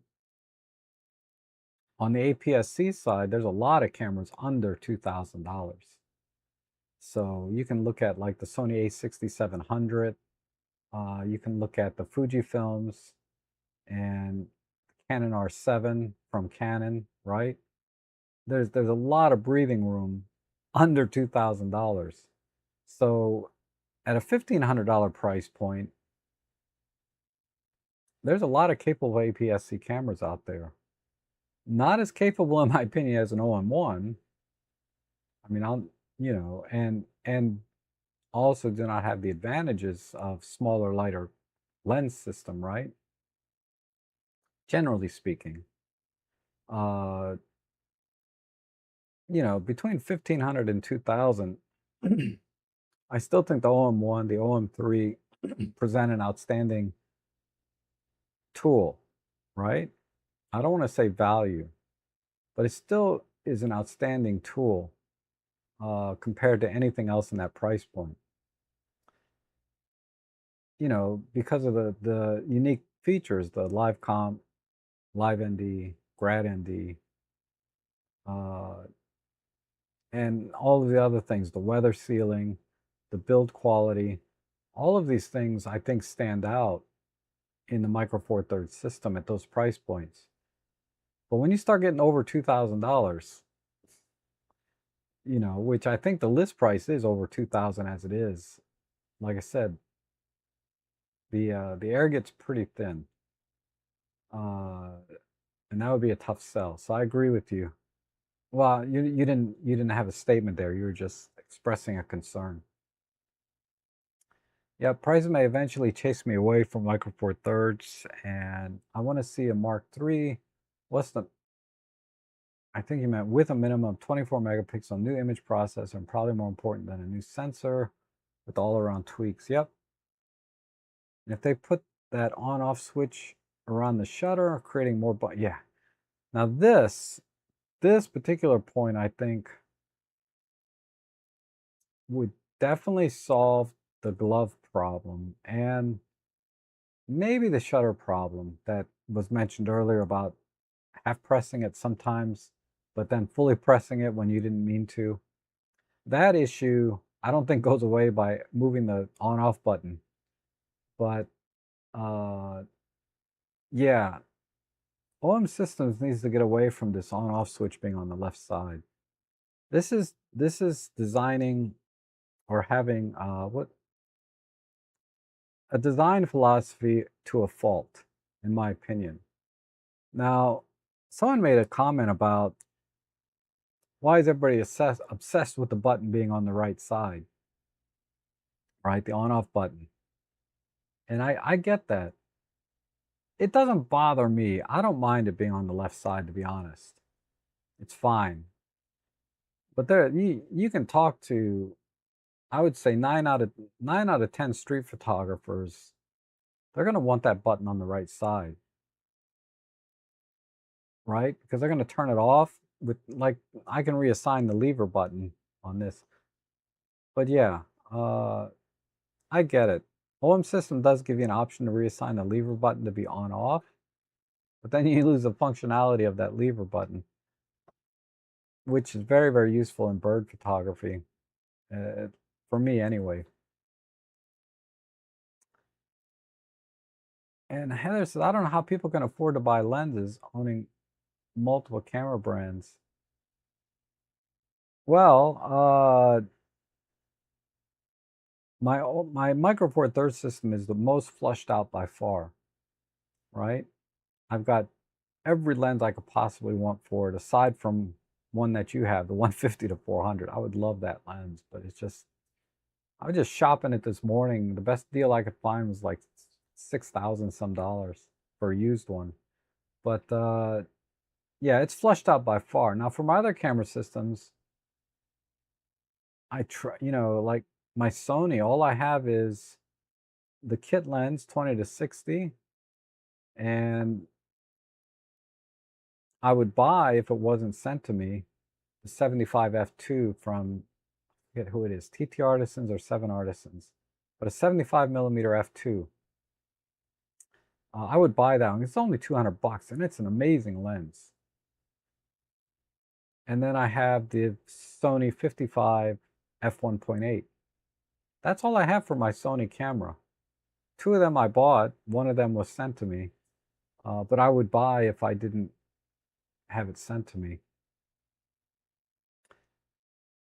My Fujifilm, I have basically 3 lenses. I have the kit lens that came with my X-T30. I kept that and sold the X-T30 off. But the 18 to 55, the 56 1.4 from Sigma, the 55 to 200, and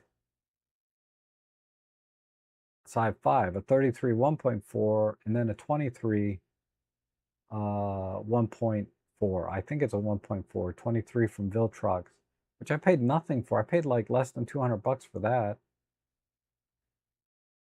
Didn't pay anything for the kit lens that came with it, which is ironically my most used lens, the one I didn't pay for, or didn't pay for directly. And I occasionally use the 33, the 56, and the 23. And I occasionally use the XH2 in general, so it's just hardly used. But yeah, I'm not going to flush out these other camera systems. Like my Canon, all I got are those 2 lenses. I have a 51.8 and I have the 24 to 105 kit lenses. So I have a 24 to 105 kit lens and a 51.8, and that's really all I need for that camera. But I'm not going to flush out the Canon or the Fuji or the Sony with a super telephoto. Like I have a 300 f4 for my OM System cameras. There's no way I could flush out money for an equivalent lens on Fuji or Sony or Canon for that matter. To buy a 600 f4 or a 600 f5, like the Sigma 500 f5.6 is, even that is like over $3,000. There's just no point, because the Fuji that I have is not going to outperform my own systems. The Sony, definitely not. Definitely not going to outperform it, because it's the A7R5, right? It's not a sports action wildlife camera. And the Canon R8, that's also not going to outperform my OM1 system. So why would I buy an expensive super telephoto for it? Just doesn't make any sense. So that's the way I flush things out for my camera systems. I do have quite a bit of Nikon F-mount stuff in manual focus, like the 51.4 AIS. I have a 28 something, and et cetera, et cetera. But the main lens I use on my Nikon F-mount is the 24-85. It's an f3.5 to f5.6, I think. VR. Awesome lens. Awesome lens. And that's really the only lens I use with it. And I occasionally throw on my 50 millimeters, but for the most part, that's the lens I use. So I didn't spend a lot of money on lenses after I bought the camera. The Fuji I flushed out more than I really should have. But I bought all the lenses except for the 33. I bought all the lenses used. I bought the 23 used, what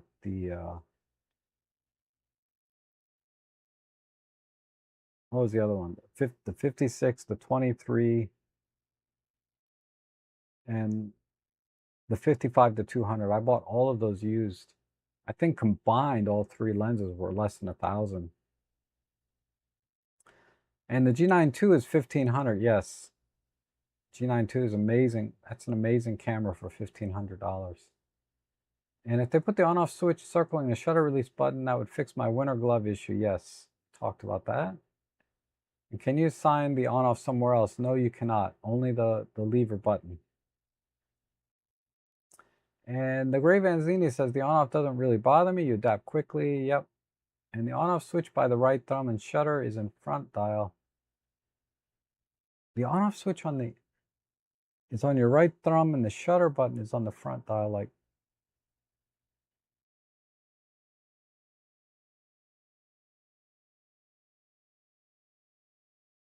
on-off switch is by your right thumb, and shutter is on the front dial, like on the EM1s.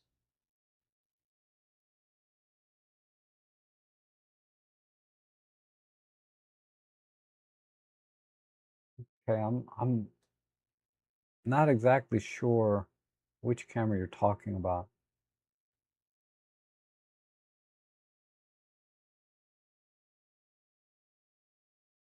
So I can't think of any OM System Olympus cameras where the on-off button's on the right side, unless you're assigning it to the lever button.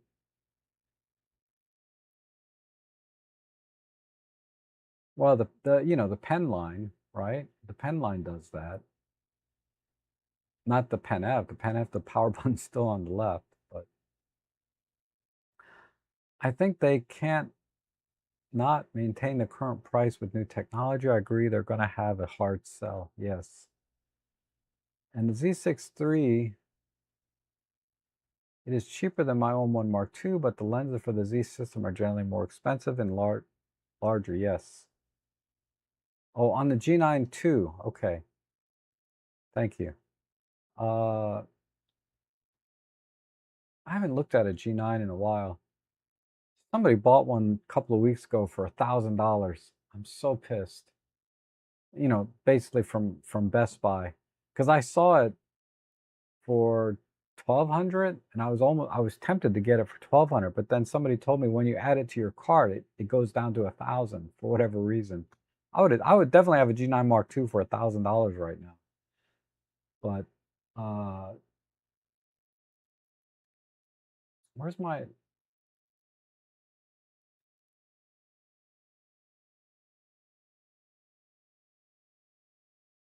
G9 II, right?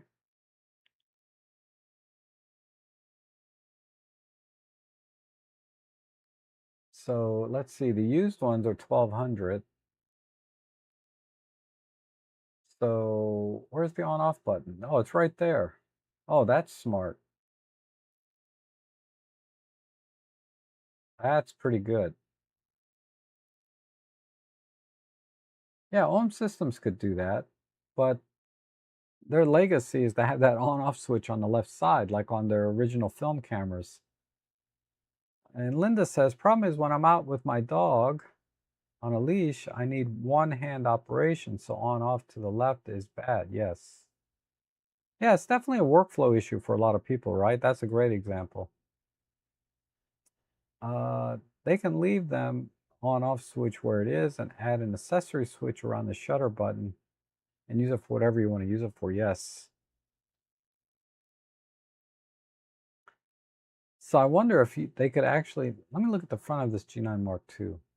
Yeah. So another thing with the G9 Mark II, you can see they incorporated the shutter button with the front dial. I will say when I was using my EM1 Mark III, I did accidentally push the shutter button when I meant to turn the dial. More often on my EM1 Mark III than I did on my OM1. But it was so infrequent, it's not an issue, right? But I do recall that was an issue for me, was I was hitting that shutter button sometimes, inadvertently when I was trying to change the dial.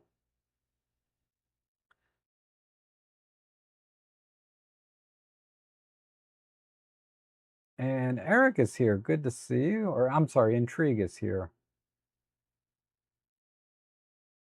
No, that Intrigue is Eric, sorry. Eric sent me some photos from his L10. Eric's the one that bought the L10 directly from Panasonic in that champagne color. And I canceled the photo walk. We were all going to go up to Ellicott City, but because of the air quality. Anyway, he didn't get the memo. Hopefully nobody else went, but he ended up going up there. And I was this close to going myself, this close, but I just so many issues going on at home right now. And Tommy says, I have both the OM1 and GM Mark II. I think I like the feel of the OM1 in general, but I prefer the controls of the G9 II. So let me ask you, if it were not for the I'm sorry, the power button, if the power button was on the left side, would that change your thoughts on the controls? So if the Panasonic had the power button on the left side, just like it is on the OM1, is that enough for you to kind of change your mind on that? Or is it all the other buttons on the G9? Because on the G9, I had an S5 for a little while. I'm this close to getting an S1R. This close. Not the Mark II, but the Mark I. I'm this close. I found a really good deal on one. I don't know if I can pass it up, but we'll see. But the G9 Mark II, like I said, there's the on-off button. There's the dial. There's two on the front, just like the OM1.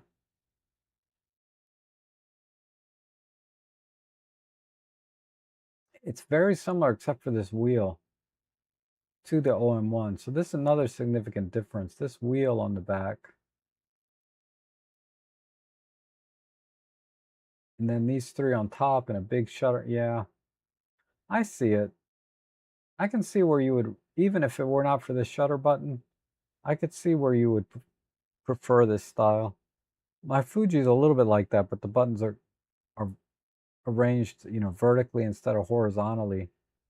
Or I should say, the buttons on the Fuji are arranged perpendicular to the body, whereas these are parallel with the body.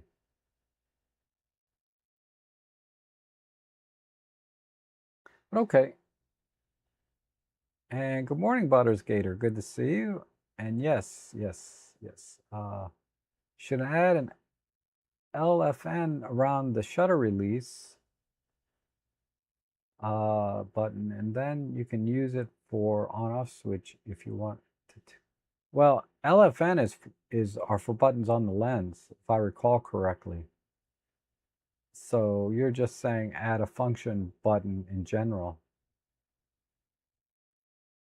I think just a function dial, just any dial that you can program, but then leave the front dial where it is already, right? So you'd have two dials on the front, one on the back. That would be awesome.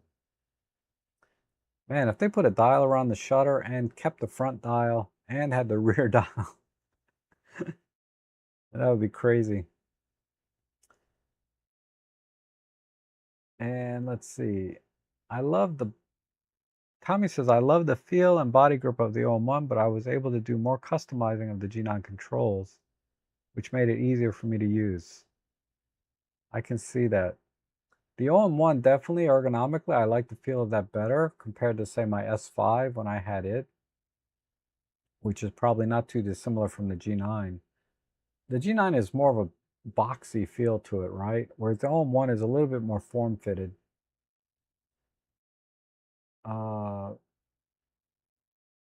The most comfortable camera I've ever handled, though, was the M1 Mark III. The OM1 got a little bit boxier. The placement of the power switch on the OM1 didn't bug me that much, but the G9 II was more convenient. Yep. So it wasn't a deal breaker. It's everything else. That makes sense. I appreciate that.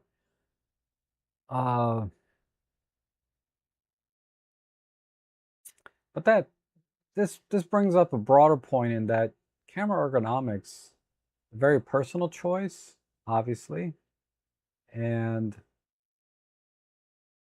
uh,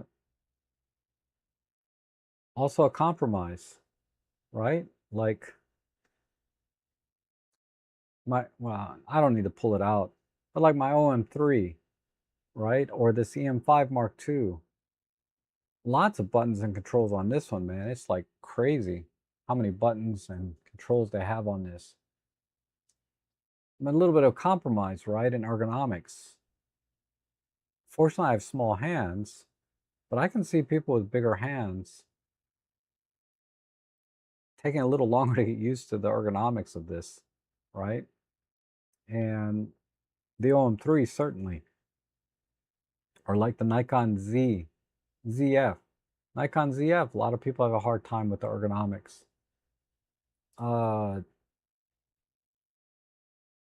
But if you don't like the ergonomics of the OM3, just buy the OM1. Problem solved, right? It's not like we don't have options, but it is important to really have a comfortable camera to hold, right? And accept the compromises, right? Usually the more comfortable camera to hold is bigger and bulkier. The OM3 is all about the aesthetics and look. The Pen F, it's about the aesthetics and look, right? Not ergonomics. But then cameras like this G9 Mark II, OM1, the Canon R6, Nikon Z6, whatever. These are all very ergonomically comfortable cameras. I'd even argue the S1R, as bulky and heavy as that is really, really comfortable camera to hold in the hand. I'm talking myself into it. I shouldn't do that. But it's a very personal choice, but I understand the compromise. It's a bigger, bulkier, heavier camera, whether we're S1R, Z6, 3, etc. And S5 and G9 II are almost identical, yes. So it appears.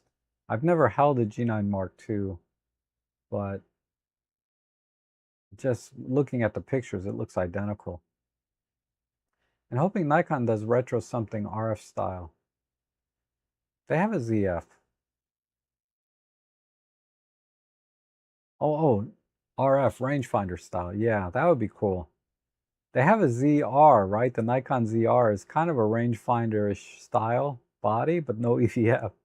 So if they just threw an EVF and put it in silver, Nikon would have a rangefinder style vintage looking camera. Nancy's, I really think the LFN switch around the shutter release button would be the answer. Never thought of that idea before. I think it's something I might consider, yes. So you mean a function switch? not a lens function switch, because L, I believe, is for lenses. Those would be buttons on the lenses, not on the camera. And Eric says, leaks suggests the OM1 Mark III will focus on software refinement, a new processing engine, and improved AI tracking rather than overhaul the 20 megapixel sensor architecture. So I would agree that the 20 megapixel is going to be with us for a long time. At least, I guarantee, I would almost bet my life on it. Never bet your life on anything, but you know, we're going to get a 20 megapixel sensor in the OM3. That is OM Systems' philosophy about sensors. They're not going to increase the pixel density or megapixels of a sensor if it's going to compromise image quality. Period. And as of yet, I don't see anything off the shelf that is better than a 20 megapixel sensor right now in Micro Four Thirds. But I will say, if they drastically improve the autofocus to where it's at a level above the current Sony, Nikon, Canon autofocusing systems, I will probably upgrade to that with the new processing engine. And if they have additional computational modes. Because I didn't bother with the Mark II. There just was not enough improvement for me to go for the Mark II to justify dropping $2,000 less trade-in value, which is nothing. There just wasn't enough there. But yeah, a Mark III with much better autofocus, specifically for me, would be getting birds between a couple of branches or behind a bush. I mean, especially now that I'm thinking about composition more than just trying to get the bird in front and center, having an autofocusing system that can adapt to your creative vision of a scene will be extremely useful for birding anyway. Because as it is now, you know, you can get the bird in a little white box, right? So the subject, the camera sees the bird, identifies the bird, but it's still going to front focus onto a stick or something. And a lot of cameras do that, not just OM Systems. Most of them do that. I told my wife the OM1 Digital was a digital camera made by Legacy Camera Company, and the G9 II is a digital camera made by a consumer electronics company. That is an excellent way to put it. And I don't think we'll see a new Mark III until early March of next year, around the same time the OM1, its original announcement 4 years ago. Has it been 4 years?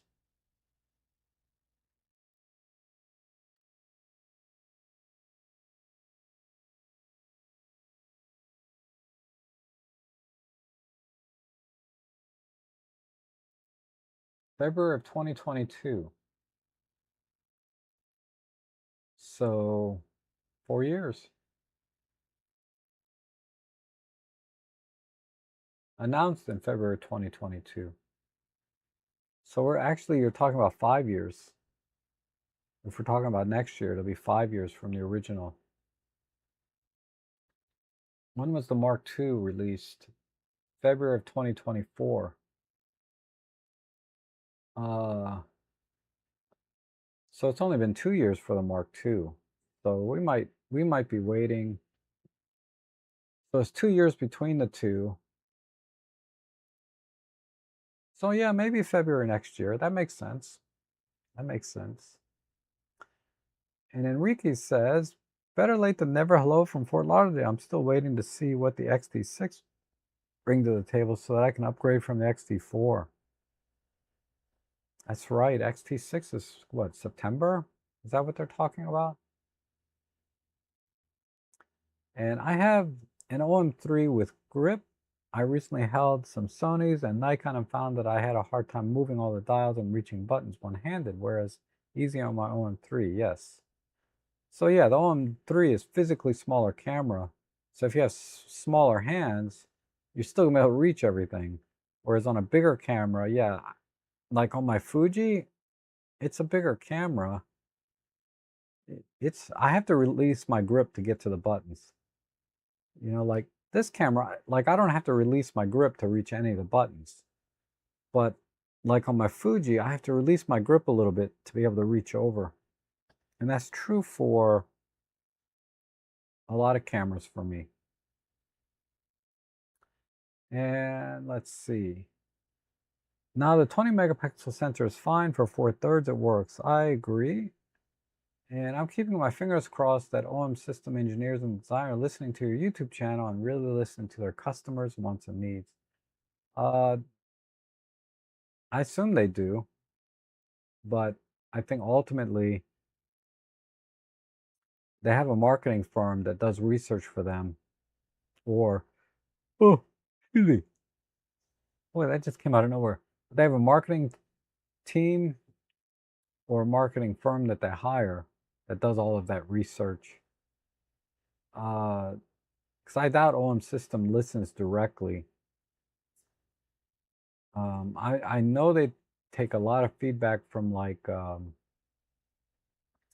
when they host these events, like one that Emily went to, in whatever country, whatever. They do take a lot of feedback from those, from their ambassadors and things, and take that into consideration more directly. But otherwise, I think it's more third party-ish. The thing about sensor resolution is that if you try to equate sensor resolution with the grain structure of the 35 millimeter, most film was roughly equivalent to 20 millimeters. I've heard that. I've heard that before. Um, yes, add a function button. Yep, a function button to the dial. That would be interesting.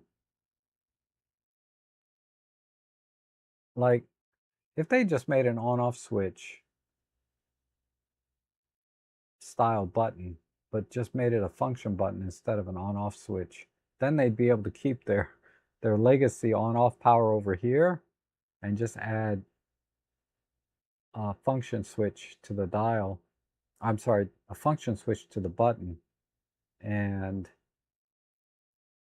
be able to reassign it to on-off if you want, but assign it to anything you want, right? I feel the Mark II was not a true upgrade, more of a tweak. Yes, it was a very minor evolutionary update, not revolutionary. Unlike the EM1 Mark II was revolutionary update to the EM1 Mark I. How many out there want to see a function switch around the shutter release? Okay. I would go for it. Count me in. OM3 about a year and a half ago, we still have some time before the OM3 Mark II, I think. I doubt they'll release a Mark II. It's kind of like the Pen F. I think the OM3 might be a one-off. I hope I'm wrong, but I think the Pen F and the OM3, these were kind of one-offs from OM Systems. And Atlanta needs a camera. They don't have camera stores in Atlanta? That's a major city, man. That they should have it. Oh, I can't believe it.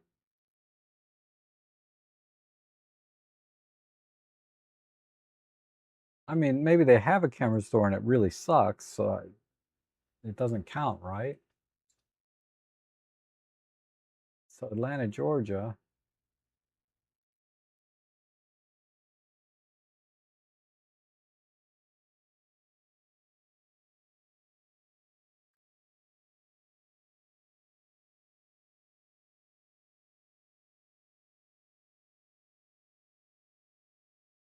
Ooh, it is pretty lean.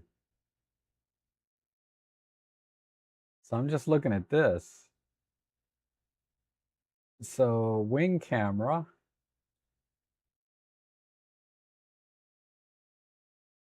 KEH. But then that, can that be a real store, or is that, there isn't much out there. Wolf Photo Design. This, you know, these are people that might be just selling prints and stuff.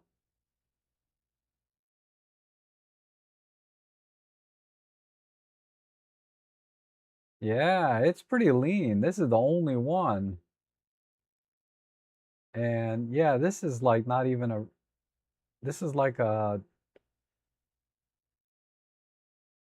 this doesn't look like they sell new cameras. This is all used. Ha, you're right, man. There's nothing out there. That's shocking.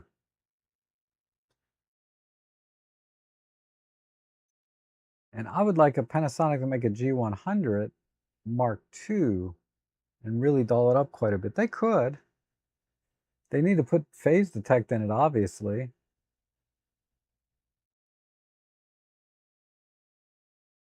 Yeah, it just needs to be kind of a dumbed down version of the G9 Mark II, right? I think that would do well. Yeah, KEH is there, but they're not, they're used gear, not brand new. Like if you want to go to a store that sells OM system cameras, I didn't see anything there. There's nothing. Or any new camera for that matter. And I could be wrong. I feel personally that the ambassadors are not critical enough with their feedback to these camera lens companies reviewing cameras and testing them. No, they're very, when I had those 5 OM system ambassadors in my area, they were very candid. They were very candid about improvements they'd like to see. So I have no doubt they would communicate that directly to OM systems. But I don't know what their relationship is exactly with OM systems. Because they have to deal with a rep. They're not dealing with OM systems. They're dealing with a rep, and the rep works for OM systems, but they're not the research and development. So there's some layers there from an ambassador back to the marketing department at OM Systems or the research and, you know, it's a whole thing. But the ambassadors are very critical, and they do communicate their opinions, right, of what they want and want to see improved. If Panasonic listen to us, I'm going to buy that bridge camera in Brooklyn. Okay. I'm going to buy that bridge in Brooklyn. Sorry, I misread that. Panasonic, they released the L10, but with some pretty heavy criticism, I think, from legacy Micro Four Third users. But I think the L10 is exactly what the market's been asking for. We have KEH, but yeah, but it's a pain. They don't have a case where you can see all the different products. You wait in line, get a rep, and they tell you what you want, and they go back and define it. Yeah. So it's like an auto parts store, right? They don't have all the auto parts out front. You go to the desk and say, you know, I have a 2017 something and I need this part, and they go back and get it. And KEH is in the Atlanta area. Exactly. Exactly what Heather was saying. They're there, but that's not like you can buy. Can you buy like a brand new OM3 over at KEH? Or no? And that Wings camera is not a real store. Yeah, it's kind of like a thrift shop. And Barry's here. Good to see you, Barry. And they should bring out an OM3 monochrome. Ooh, that would be interesting. I don't think they will, but that would be very interesting. The reason I don't think they will is because it already has a black and white mode on the creative dial on the front. So releasing an OM3, but what the hell do I know? They released an OM3 Astro. which would just not in the farthest reaches of my imagination would I think they'd release that. Maybe an OM3, OM1 Astro or an OM5 Astro would be frickin' phenomenal, but an OM3, so why not an OM3 monochrome? I don't know if I would buy one though, because I already have a Pentax monochrome. If I did not have a Pentax monochrome, I would probably buy an OM3 monochrome. But I can't see them making an OM3 monochrome when there's a black and white mode right on the front that, and we all know that's not the same thing, right? It's a dedicated monochrome camera. But it would undermine the whole creative dial, right? So be a tough call. Be a tough if they do make it available. I would right now I'm saying I wouldn't buy it, but it just we'll have to see if it ever gets released. But what happened to oh there it is. So I'm hoping that we see a new GX, which would be L10, yeah, like a GX9 Mark II. That would be awesome. GX9 Mark II. And Wings is very close to my house. Oh, okay. Fun to go on Saturdays and chat. All kinds of photo geeks hang out there. They still process films about their only retail use. Yeah. I mean, it looks like a cool little shop to go there, like you said, and hang out and look at some old gear. KH is starting to sell some new stuff. Maybe. I don't know. I have nothing against the L10. It's just not for me. Exactly.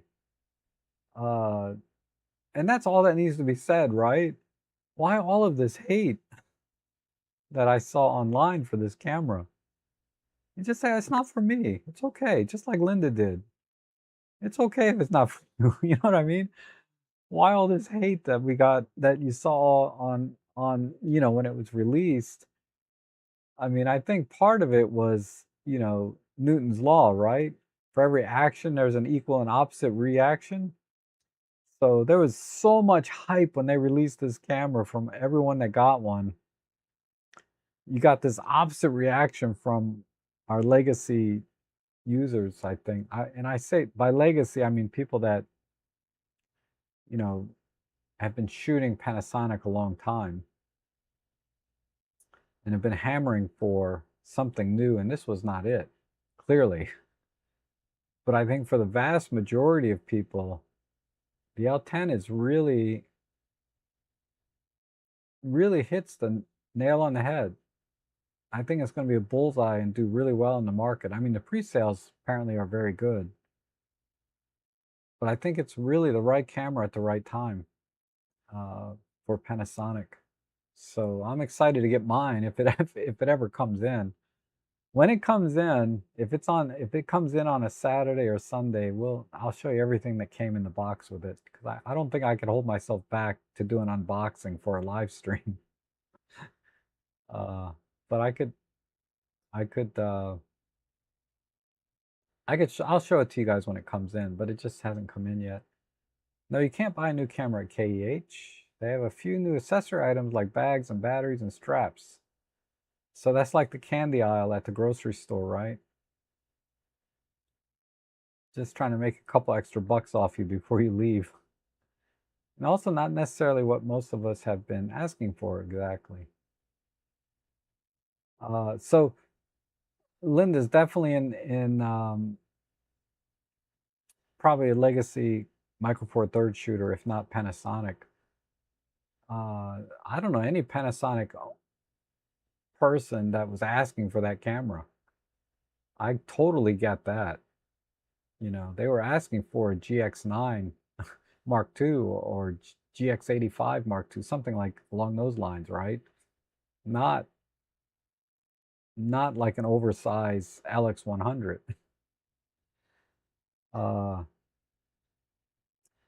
If they can throw more money away on Astrocam, they must have money to spare. I'm not sure what I know there's someone in our photo club that bought the OM3 Astro. I've only seen a couple of his Instagram posts. I've not seen him in person in over a year because he's really into Astro and he goes way out where there's less light pollution, further than I'm willing to go and stay up for. But I'd be curious to see what he thinks. If I ever do run into him, I'm curious. I'll have to ask him. I'll message him through Instagram and ask him what he thinks about the OM3 Astro.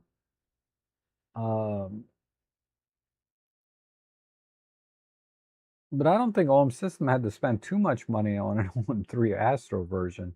Just like they wouldn't have to spend too much money on OM3, not in terms of research and development. All they have to do is change see if they can order the processor without the filter, the demosaicing filter, what do they call it? The RGB filter, whatever that's called, on top.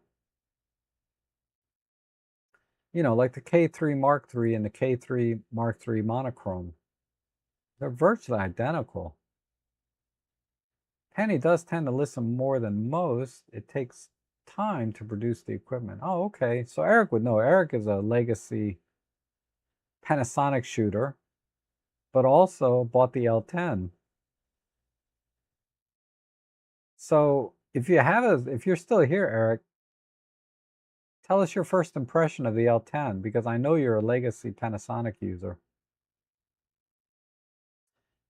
I would bet the Astro wasn't much R&D and didn't cost them much to get out the door. Exactly.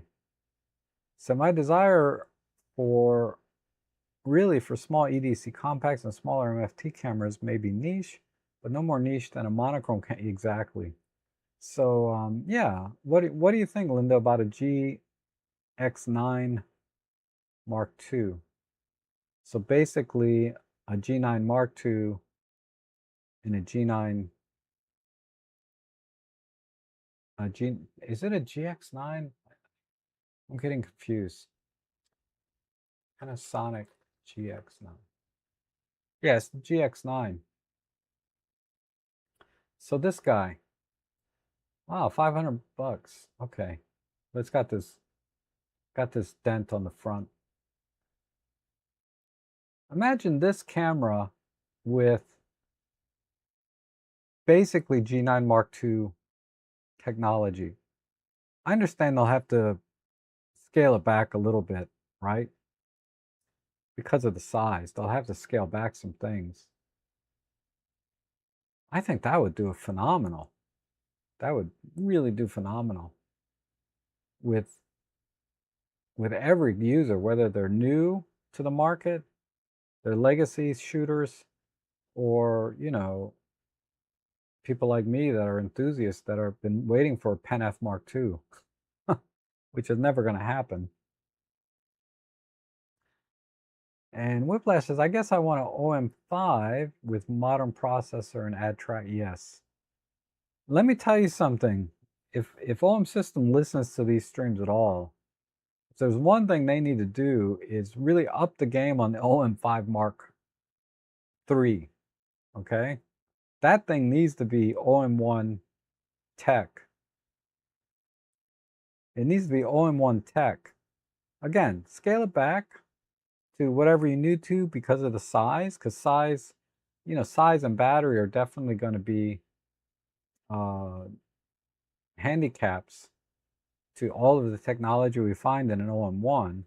But if you can make an OM5 Mark III with basically the same tech as the OM1, but keep the size and keep the same battery, oh my God. That would be in my bag tomorrow. I'm this close to an OM5 Mark II, but what's holding me back is I know that's a freaking camera from, 6 years ago. It's got tech from 6 years ago, basically, which was excellent, face detect, good, you know, face and eye detect is awesome, and it is a phase detect camera, so I want to distinguish that because they sound the same coming out of my mouth. But yeah, we need all-in-one tech, you know, specifically the subject tracking, subject detection, bird, bird and cars for me, right? Uh, and the OM5, whoops, my chat just jumped.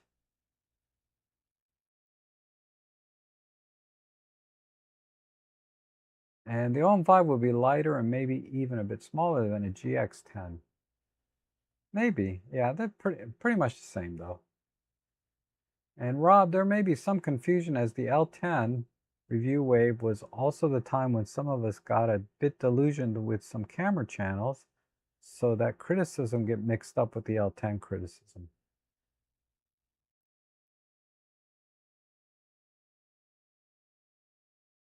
Yes, I'm always confused, so I will take your comment there at face value. There may be some confusion as the L10 review wave was also the time when some of us got a bit delusioned with some camera channels. Yes. There is so much criticism out there uh, to camera channels in general, I guess including mine, I don't know, that we're all biased and bought because we're getting paid sponsorships and free gear and all of that stuff. And I think subconsciously or to some extent that is true. But at the same time, a lot of channels I think are still very authentic, right? There's a certain authenticity to them. You know, all of my friends and colleagues here on YouTube, you know, from Peter and Robin and Maddie, Emily, both Emilys, right? We're all in Jimmy, of course. Jimmy and Emily have a much higher production level in their videos. You know, they basically they've nailed it. They know how to make a good video, right? Regardless of what the content's going to be, they can make a decent presentation of the video. Uh, and but I still truly believe that everything that they say is authentic and who they are and what they believe. Uh, you know, they if they're reviewing gear, I mean, Peter has pretty much gotten away from that completely, and Robin too. He's doing mostly, you know, used gear, right? But you know, for any time that we review brand new gear, it's kind of mandatory. We have to go through all of the specs, right? Uh, or the key specifications. What's new, you know, meaning what's new about this particular product, if it's a new version or unique in the market. So like when I did my videos on the Insta360, which is really the only camera review I've ever done, and it wasn't sponsored, right? No, it wasn't other than sending me the camera. But in my correspondence with them, they gave me a list of key technology or features that they wanted me to make sure I mentioned in the video. And I tried to. I don't know if I hit everything they wanted to talk about, but I tried to hit all of the points and evaluate that to some extent. I mean, a lot of times these technologies are like the HDR, the real-time HDR that they do in their cameras was pretty amazing. it's not like they're taking uh, 3 shots and combining them in camera. What the real-time HDR, like in the video, they're somehow they're taking that raw data and processing it very quickly to, through some algorithm to compress the highlights and shadows in a way that it's, you get a pretty good dynamic range. I don't know where I'm going with this little thing, but it's really all about authenticity. And I've never questioned what any of them have ever said. Like, I don't feel like anything they've ever said was compromised by getting a product for free. So that's kind of what I look for in channels when I watch them is, are they really being authentic? Is this how they really feel about the product? Or because there's so many channels out there that it is really all about hype and entertainment,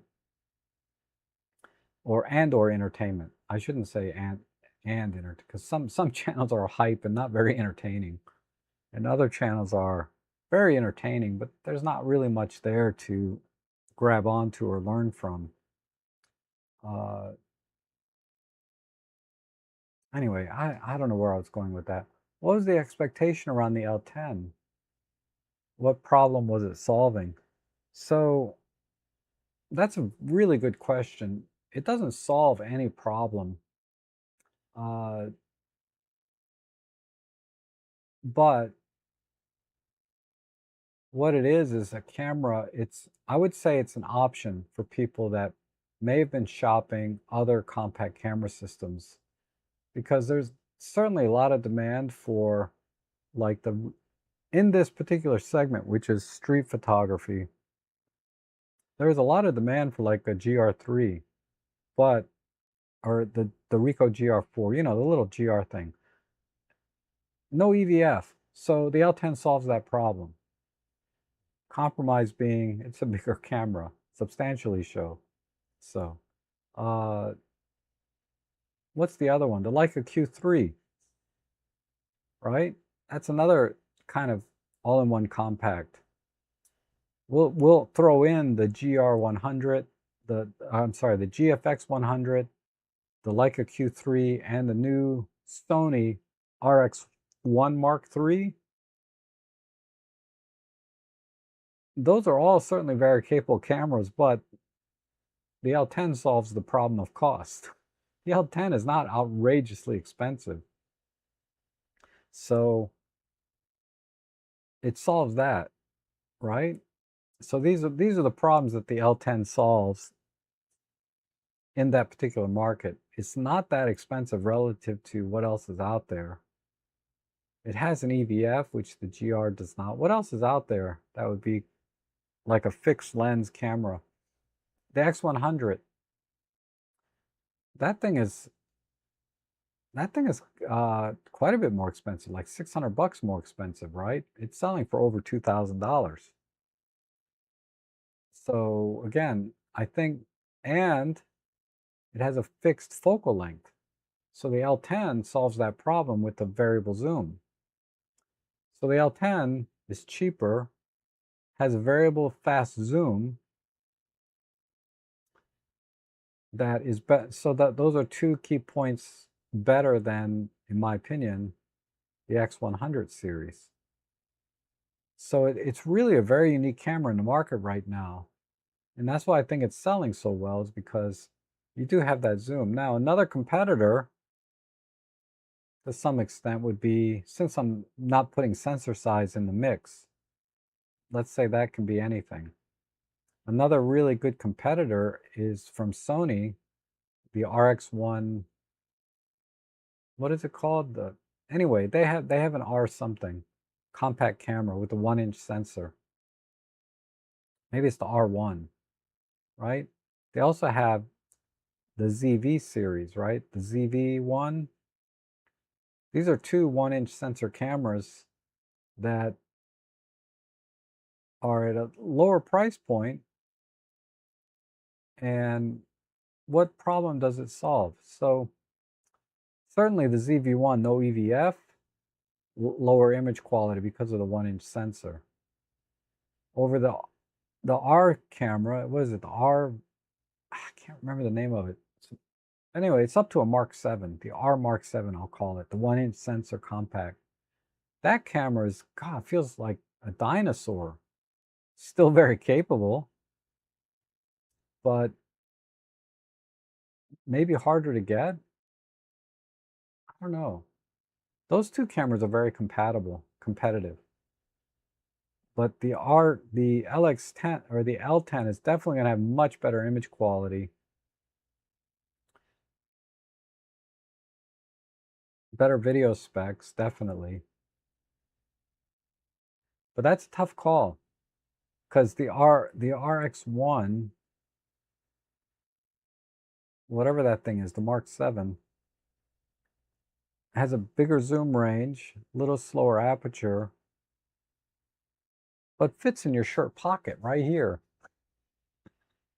and costs less. I think, or costs about the same. About the same or a little less, right? That's going to be a tough sell between the two, but Sony R1 VII. Let's see what comes up. RX100 Mark 7.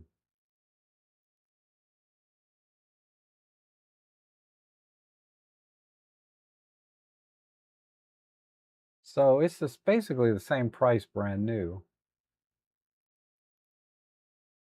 Used a little bit less.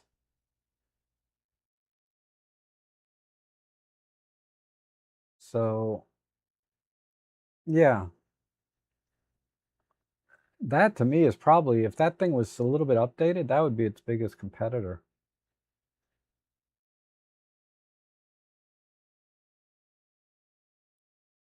The 3RC mentioned that OM systems still don't make any profit. What is the 2RC? I'm not sure what that is.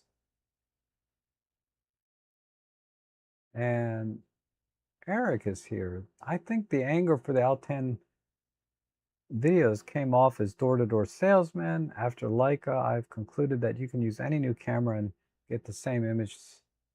So for me, the videos seemed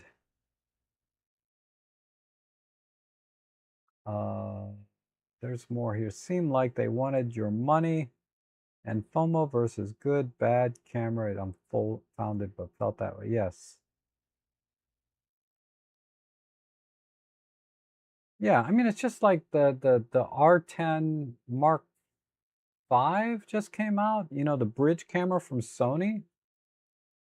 What do the thumbnails look like for that? If I recall, they were quite pretty much the same, right?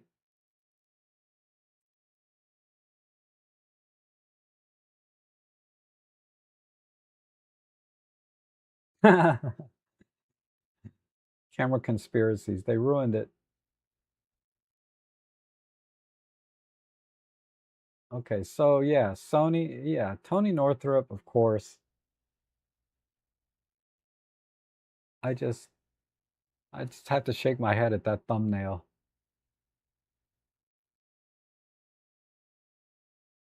That's a decent thumbnail from Chris. Decent one from Chelsea. This is a little bit, yeah, kind of hype.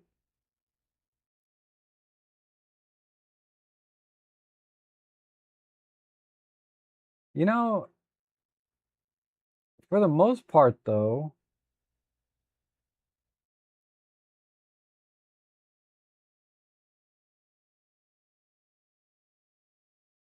I would say the thumbnails and titles are pretty tempered.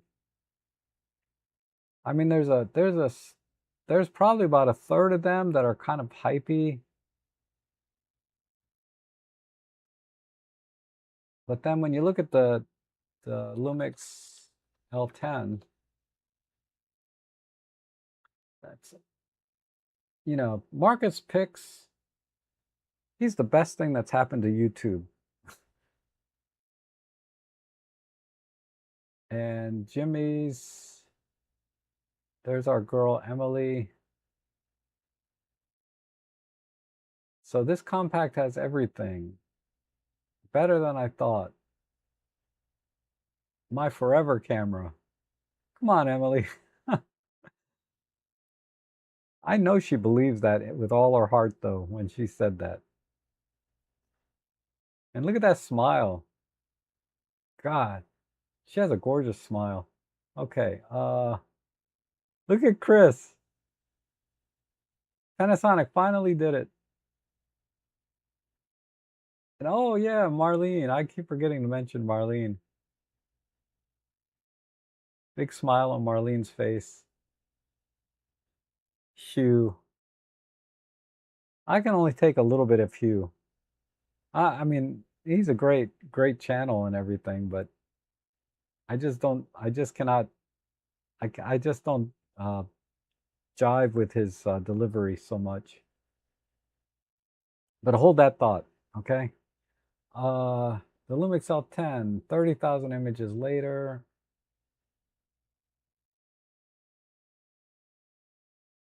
I don't know. You know, the thumbnails don't look so bad on this either.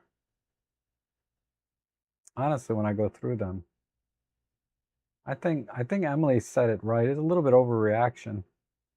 Wow, there's so much chat in here. I better let me try and get through these. Uh Hey Rob, I have a GX7, predecessors to the GX80. Great little cam. I'd love a successor, but the EVF of the GX9 still seems almost the same. It sucks. Yes.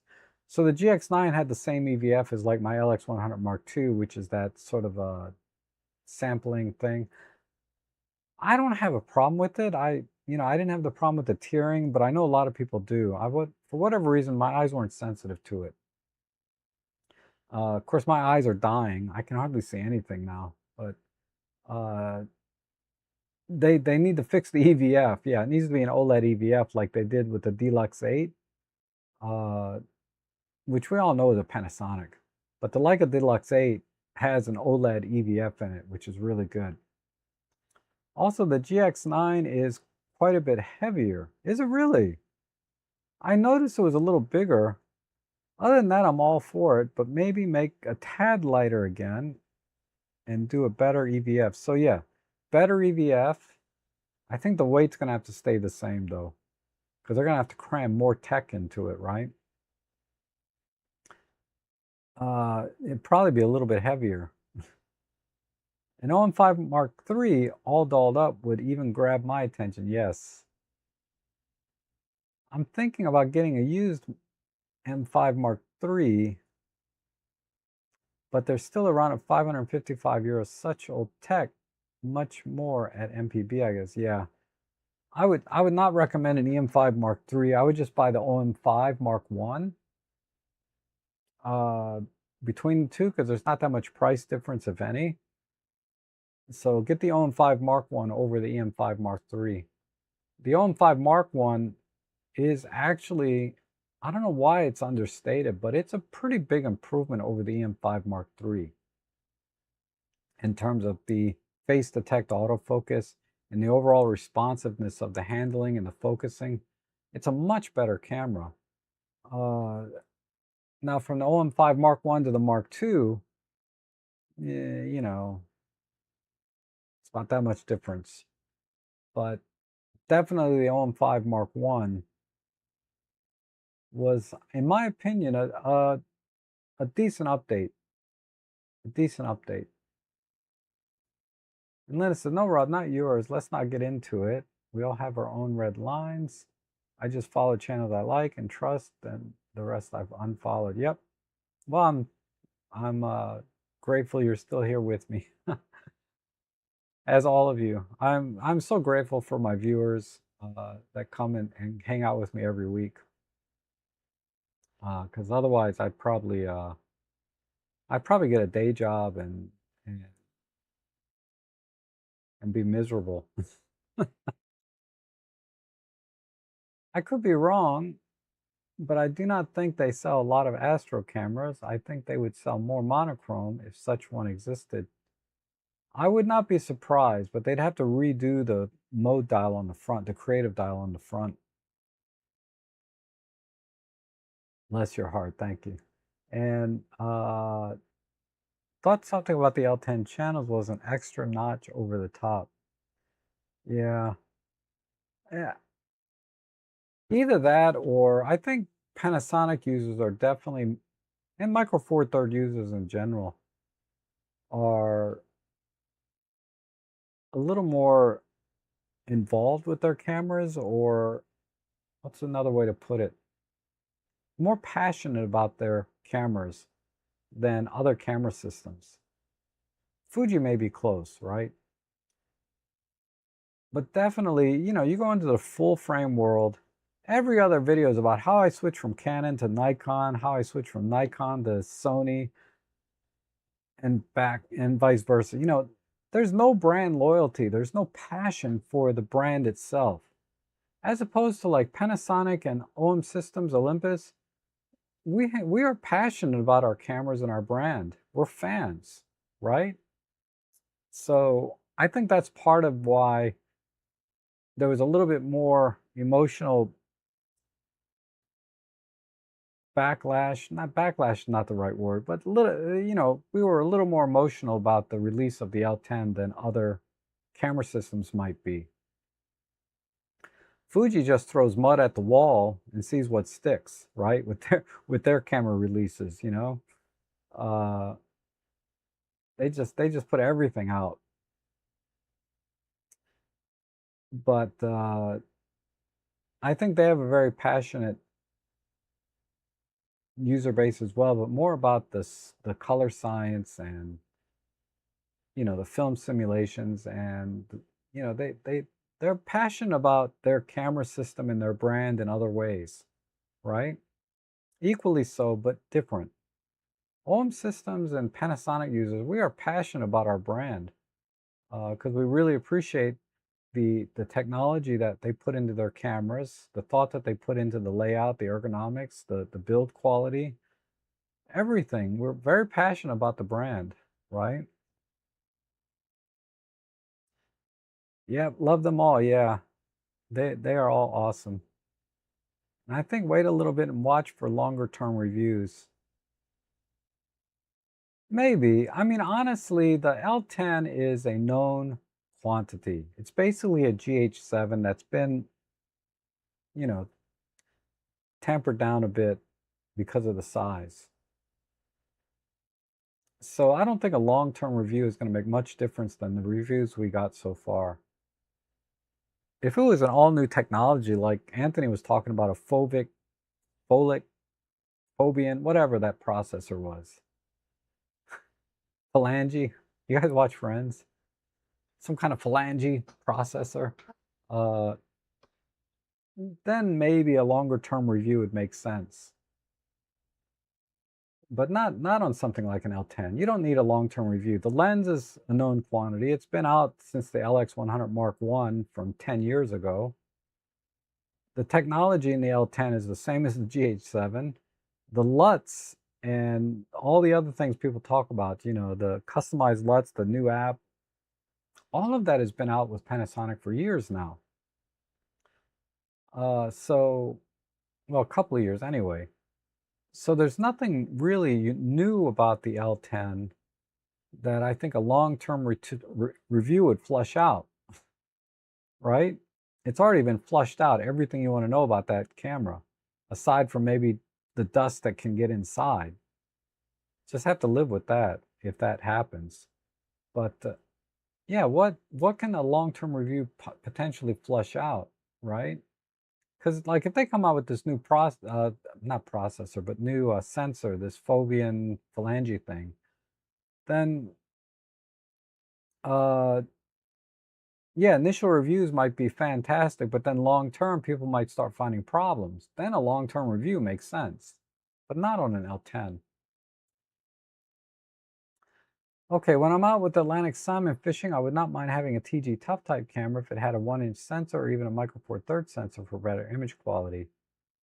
Yeah, a new tough 1-inch camera would be nice because there's nothing else out there like it. And especially when crossing rivers, slippery rocks, soaking wet. Look into getting a waterproof backpack. Yes, I'm sure you're gonna have to pay a premium if you want really waterproof though. And Intrigue says the L10 definitely a panty. The focus, autofocus is good for pictures. The LUTs are awesome. The handling is good for average hands. It's compact, not pocketable, and not fatiguing to hold. Thank you so much. I can't wait to get mine. You know, I really can't. But thanks for your feedback. We'll get together soon though, and we'll check it out. I'll probably see you before I get mine. Ugh. Yep, I will stick with my X100T for fixed lens. A small zoom at least will get my attention, yes. And the L10 definitely looks nice though. The goldfish color was beautiful. And sometimes that's all you need is a handsome camera to get out to take photos. Yep. I mean, I don't get the gold. I don't know why. But it seems to be very popular. And Anthony, I probably need to look 100% waterproof backpack to put my camera lens in, throwing them out in the country, needing a crossroads, salmon fishing. I see so many photographic opportunities. I realize they have left my camera equipped and lenses home because of fear of destroying. Yes. So you may have. I do that on a much more limited way. If it's raining out, I definitely take the OM3 because I know it's weather sealed, but I'm a little bit more selective about which camera bag I might use. So this one, I would use this one because I know I can close this up. The RX 100, thank you. Yes, yes, the RX 100. RX 100, I still use mine for street. Oh, you have an RX 100? Are you kidding me?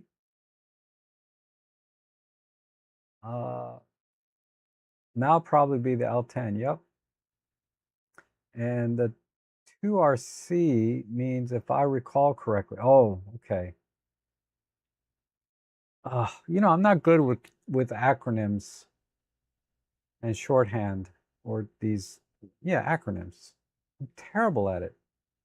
Like I got my brother-in-law texted me, uh, what was the acronym? It was LMK. LMK. He left me, he said something then LMK. Well, I didn't LMK him, okay? I didn't know what that meant. And then we ended up not having lunch together. And I'm like, because it was the whole conversation was about trying to get together to have lunch, me and my brother-in-law. And one of his messages had LMK in it. And what I forget exactly what the question was, but it ended with LMK. And both of us ended up not getting into lunch together, even though we were both available to have lunch. I was like, what the heck does LMK mean? Because he said I put LMK, and I'm like, what did you mean by that, by the way? Let me know. And I was like, oh, now everything makes sense. Anyway, Marlene's video was actually decent. Yes, she did a great job. I didn't watch her one when she went on her bike, but I did watch her review of the L10. She did a great job. And gotta walk the dog. Yes. Have a nice day. I will. I will try. And make sure. I'm sure RX10 thumbnails and headlines look exactly like the L10 ones. Yep. I timed how long between ads, and it started at 6 minutes through 11.5 minutes. Time in between steadily increased the longer I was in the oh, okay. That's interesting. Thank you for doing that. So that gives me some data points that I can look at to see what my settings were. I really feel all of the reviews are not critical enough because it affects the bottom line. I guess it has to be a balance, otherwise companies will be eager to loan new equipment for tests. There's part of that is in there.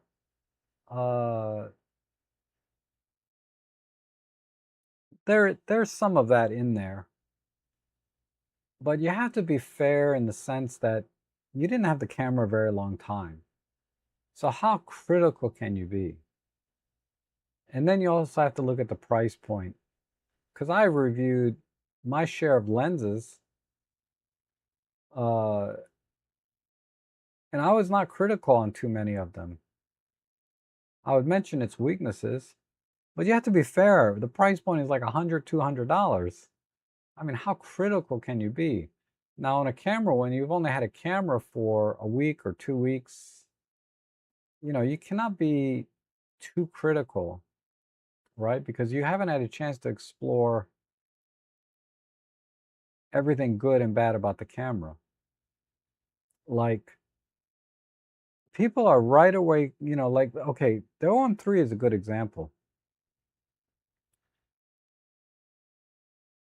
A lot of people, OM Systems sent that camera out to a lot of people that never shot Micro Four Thirds before. And they got to keep it for like a month, right? They were very liberal with the time, how long they could keep it. OM Systems even paid a lot of channels. I mean, they were, because they have to, they don't have to, but I guess a lot of people have to disclose that they were sponsored by OM Systems. So they may have been given the camera on top of being paid. But what I mean is that the OM3, just like the OM1 Mark II, it has so many features in it that you really only learn to appreciate after you've been using it for a while. I saw too many reviews that said, this is a gimmick. This feature is a gimmick. Just a long story short, all of the features that these OM system cameras have, they're being called gimmicks. And I can tell you as an enthusiast that loves to go out and take photos, the features in my OM3 are not gimmicks. They are all practical and usable for a variety of photography. Live ND, Grad ND, in-camera stacking, high-res shot mode. I mean, these are all very pragmatic, useful tools that we find in our OM system cameras that you're not going to find in any other camera system. And yet, okay, I'll say yet, live comp, things like that. Panasonic has adapted a lot of those too, but so I'll throw Panasonic into that mix, in that they just don't get a fair review. And when people want to be critical about Micro Four Thirds, you get the same thing every single time. It's not great in low light. That's what they say.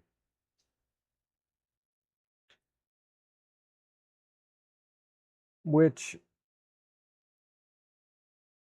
I would not disagree with, but I would clarify a little bit more, right?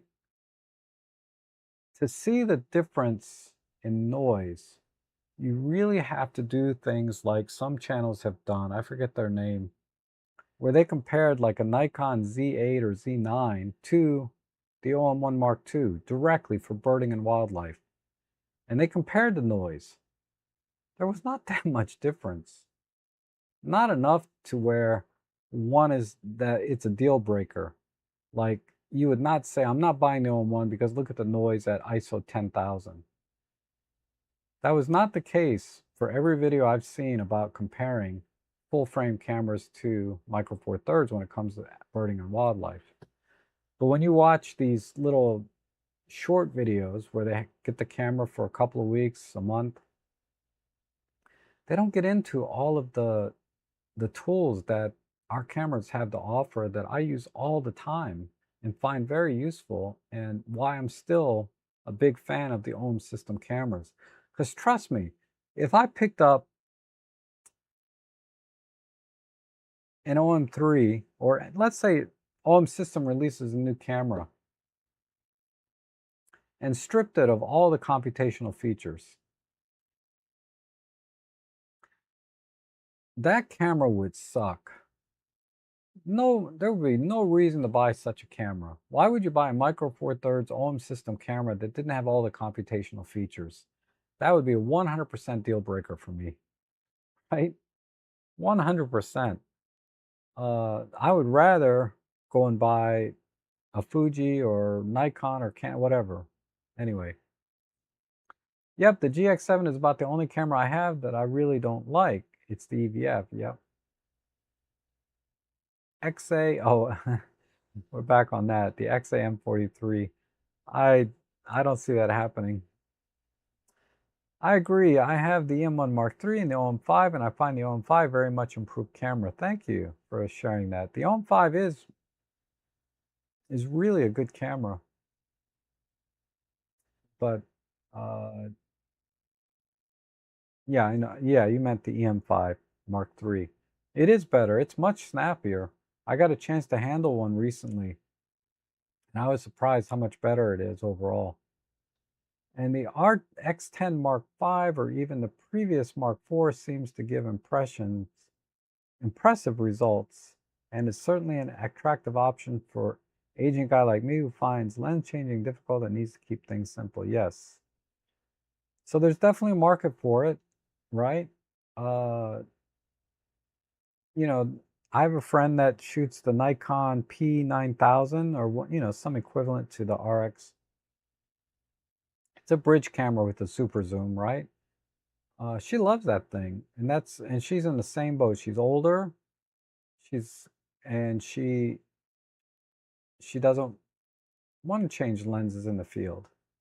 She likes that she can do everything she wants to do with that one camera. Yes, Micro Four Thirds folks do seem a bit more passionate. And when I got the M1 in 2012, Ace Photo was like, "Want to look like a hipster? Try this." I was blown away on its size versus the Nikon D3200. I missed, yeah, I missed that feeling too. Um,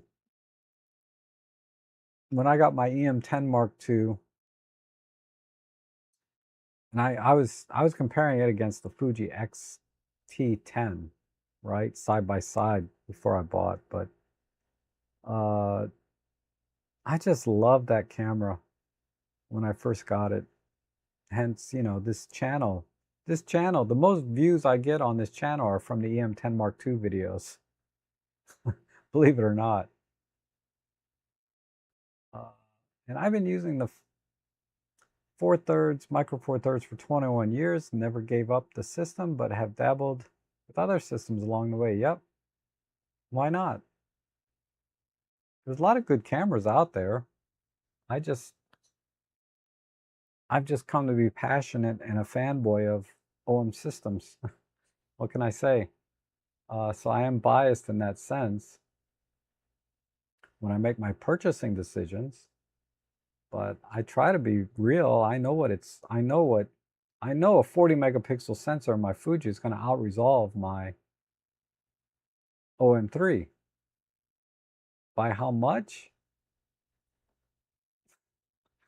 In my eyes, right?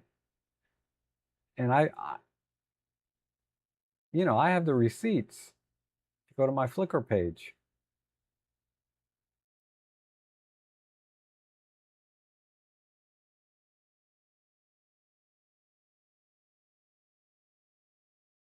I have the receipts in here somewhere.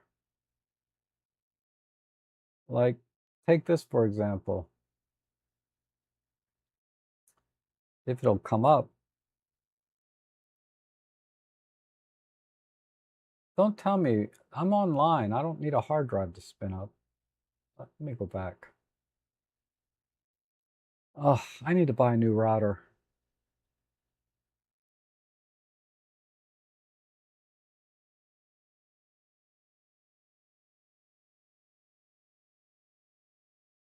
I don't know why this is not coming up. Let me close some tabs. I probably got too many tabs open. There. So LX100 Mark II versus Leica Deluxe 8. Okay. Identical. I can't tell any difference between these two colors, between the color science between the two.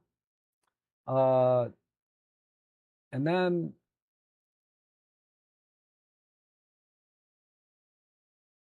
let's see, maybe this one? No.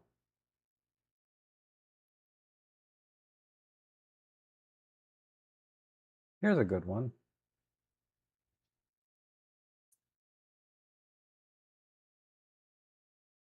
Oh my God. We need to wrap up here soon, I think. I just can't get anything to show. Let me, I'll come back to it. Will Amazon ever carry the L10? I'm sure they will eventually. It's just not out there yet. We certainly agree about Marcus Picks, yes. Marcus Picks rocks. And LOL, LMK took me a while to... See, I'm not alone, right? And you might say reviews have been undone. That's awesome. Acronyms drive me mad. You're made to feel out of touch if you don't know them exactly. And JP says the RX 100 Mark 7 is due for an upgrade. It's a dinosaur, but so am I. Can't jog or bike safely with the L10. Well, you know, the closest thing to the Mark, that camera, is the new ZV-1. The ZV-1 is pretty much the updated RX 100, but without an EVF. Ooh, interesting AB. Interesting about the OM5 being a real improvement. Didn't know. My opinion, it is. My opinion, it is. Biggest printer I have, printer 16 by 20 canvas. I think I could legally print it bigger without losing image quality. Yep. You have a lot of YouTubers that review OM system cameras who are too quick to judge the camera. And one of the problems, they're not familiar with the system because their main camera is a yeah, just what I was just saying. But you did it in one sentence, right? So I'm passionate. Passionate is fine, exactly. And because their main system is Canon, Nikon, Sony, they're in practice underexposing the highlights, which you cannot do with Micro Four Thirds. Very important with Micro Four Thirds. Yeah, I mean, they look at a lot of the metrics of the sensor, right? Dynamic range, noise, exposure latitude. And there's certainly compromises across the board when you have a smaller sensor, but uh, that, to me, that's the wrong way to look at Micro Four Thirds. Just like I think it's, well, let me just stick with Micro Four Thirds. Micro Four Thirds is a really versatile tool that'll get you excellent image quality. Because it has all these little tools inside, the computational features and such as I talked about. And it's very important with Micro Four Thirds to expose to the right, not overexpose at the same time. Slide film in the past had a lot less latitude, yes. And some of the world's best photographs were taken on Kodak Kodachrome. And a lot of us back then, they used ISO 64. Yep. I mean, film originally, when it first started, man, ISO was like, 25. I mean, it was really low ISO. And yet they had to shoot in at night, just like we do today. I sometimes the early RX 100 replaced my ancient small sensor LX3. Not sure about the UI though, user interface. UI, I know UI. It's amazing to think that the sensor, same as the 110 film, can produce better quality photograph than you can get with 35mm film. If we want to print big, in the past we used 2¼ film. Yep. It was a short walk. Dog didn't like the weather. Yep. Yeah, Ellie's like that too. She's like ready to come in. I used 25 ASA back in the day. Yeah, exactly, right? 25. So there was a comment here.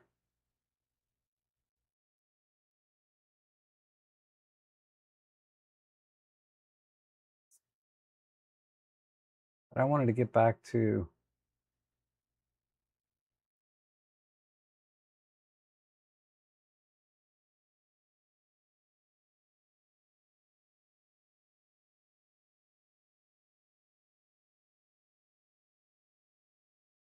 I can't find it now. I can't even remember what my point was.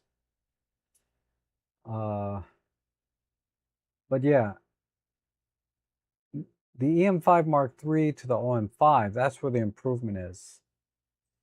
It's not the EM1 Mark III. It's the EM5 Mark III to OM5. I think was a good improvement. After a week, I wouldn't know it's my perfect camera either. Oh, that, yeah, it was one of your comments, Linda, about you want to, oh, the LX. Okay, so yeah, the LX3, the LX5. I have an LX5. I love that camera. I'm thinking about taking it out in a couple of weeks to do some more street photography.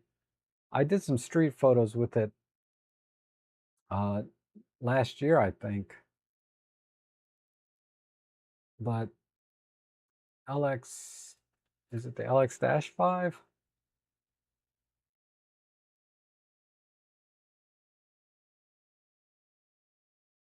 Or just LX5?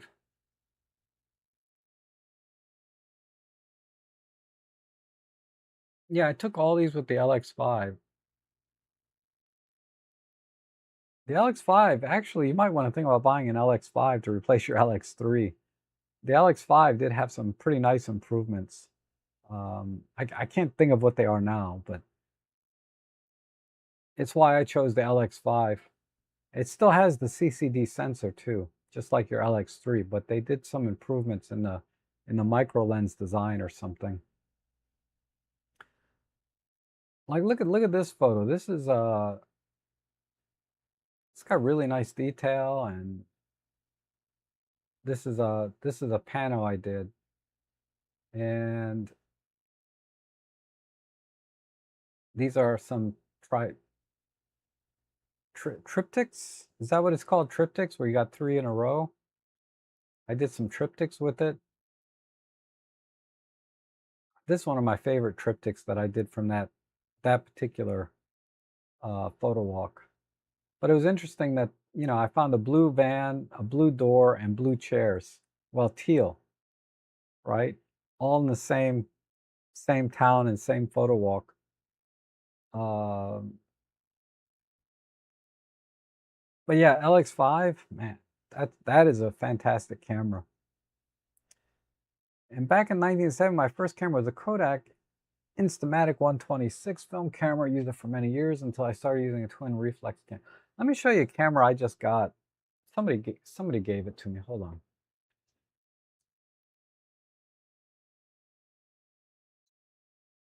What are you howling at?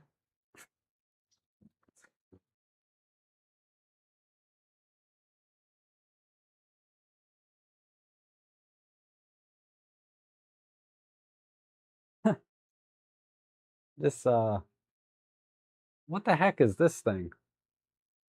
A brownie. Is it a Kodak even? I don't know if this is a Kodak or not. It's got the Kodak colors though, right? And then it's been opened, right? I don't think I can get the bulbs for it anymore for the flash. The camera itself seems to work.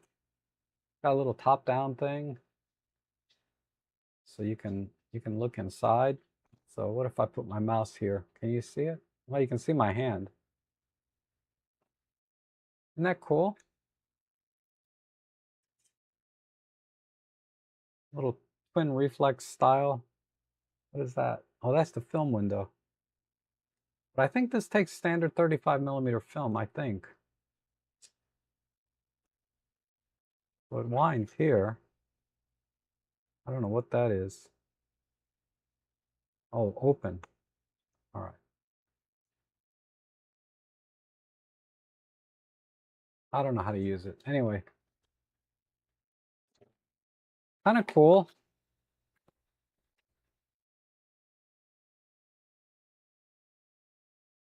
Nice little box. I don't see the manual or anything else in there.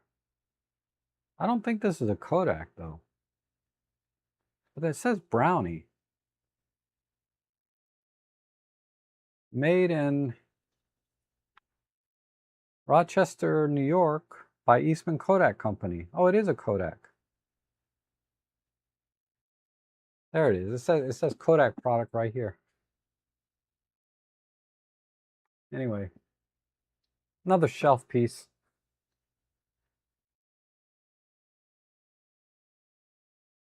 You just found out Biff means bird in flight. Hey, Robert, how are you? Good to see you.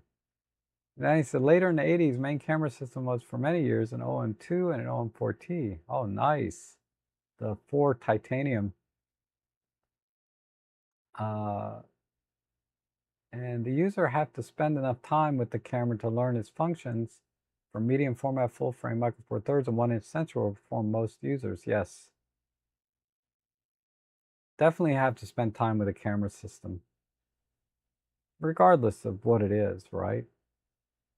Like I want to be critical of my XH2 and my Sony and my Canon. I don't use them enough to be critical about them.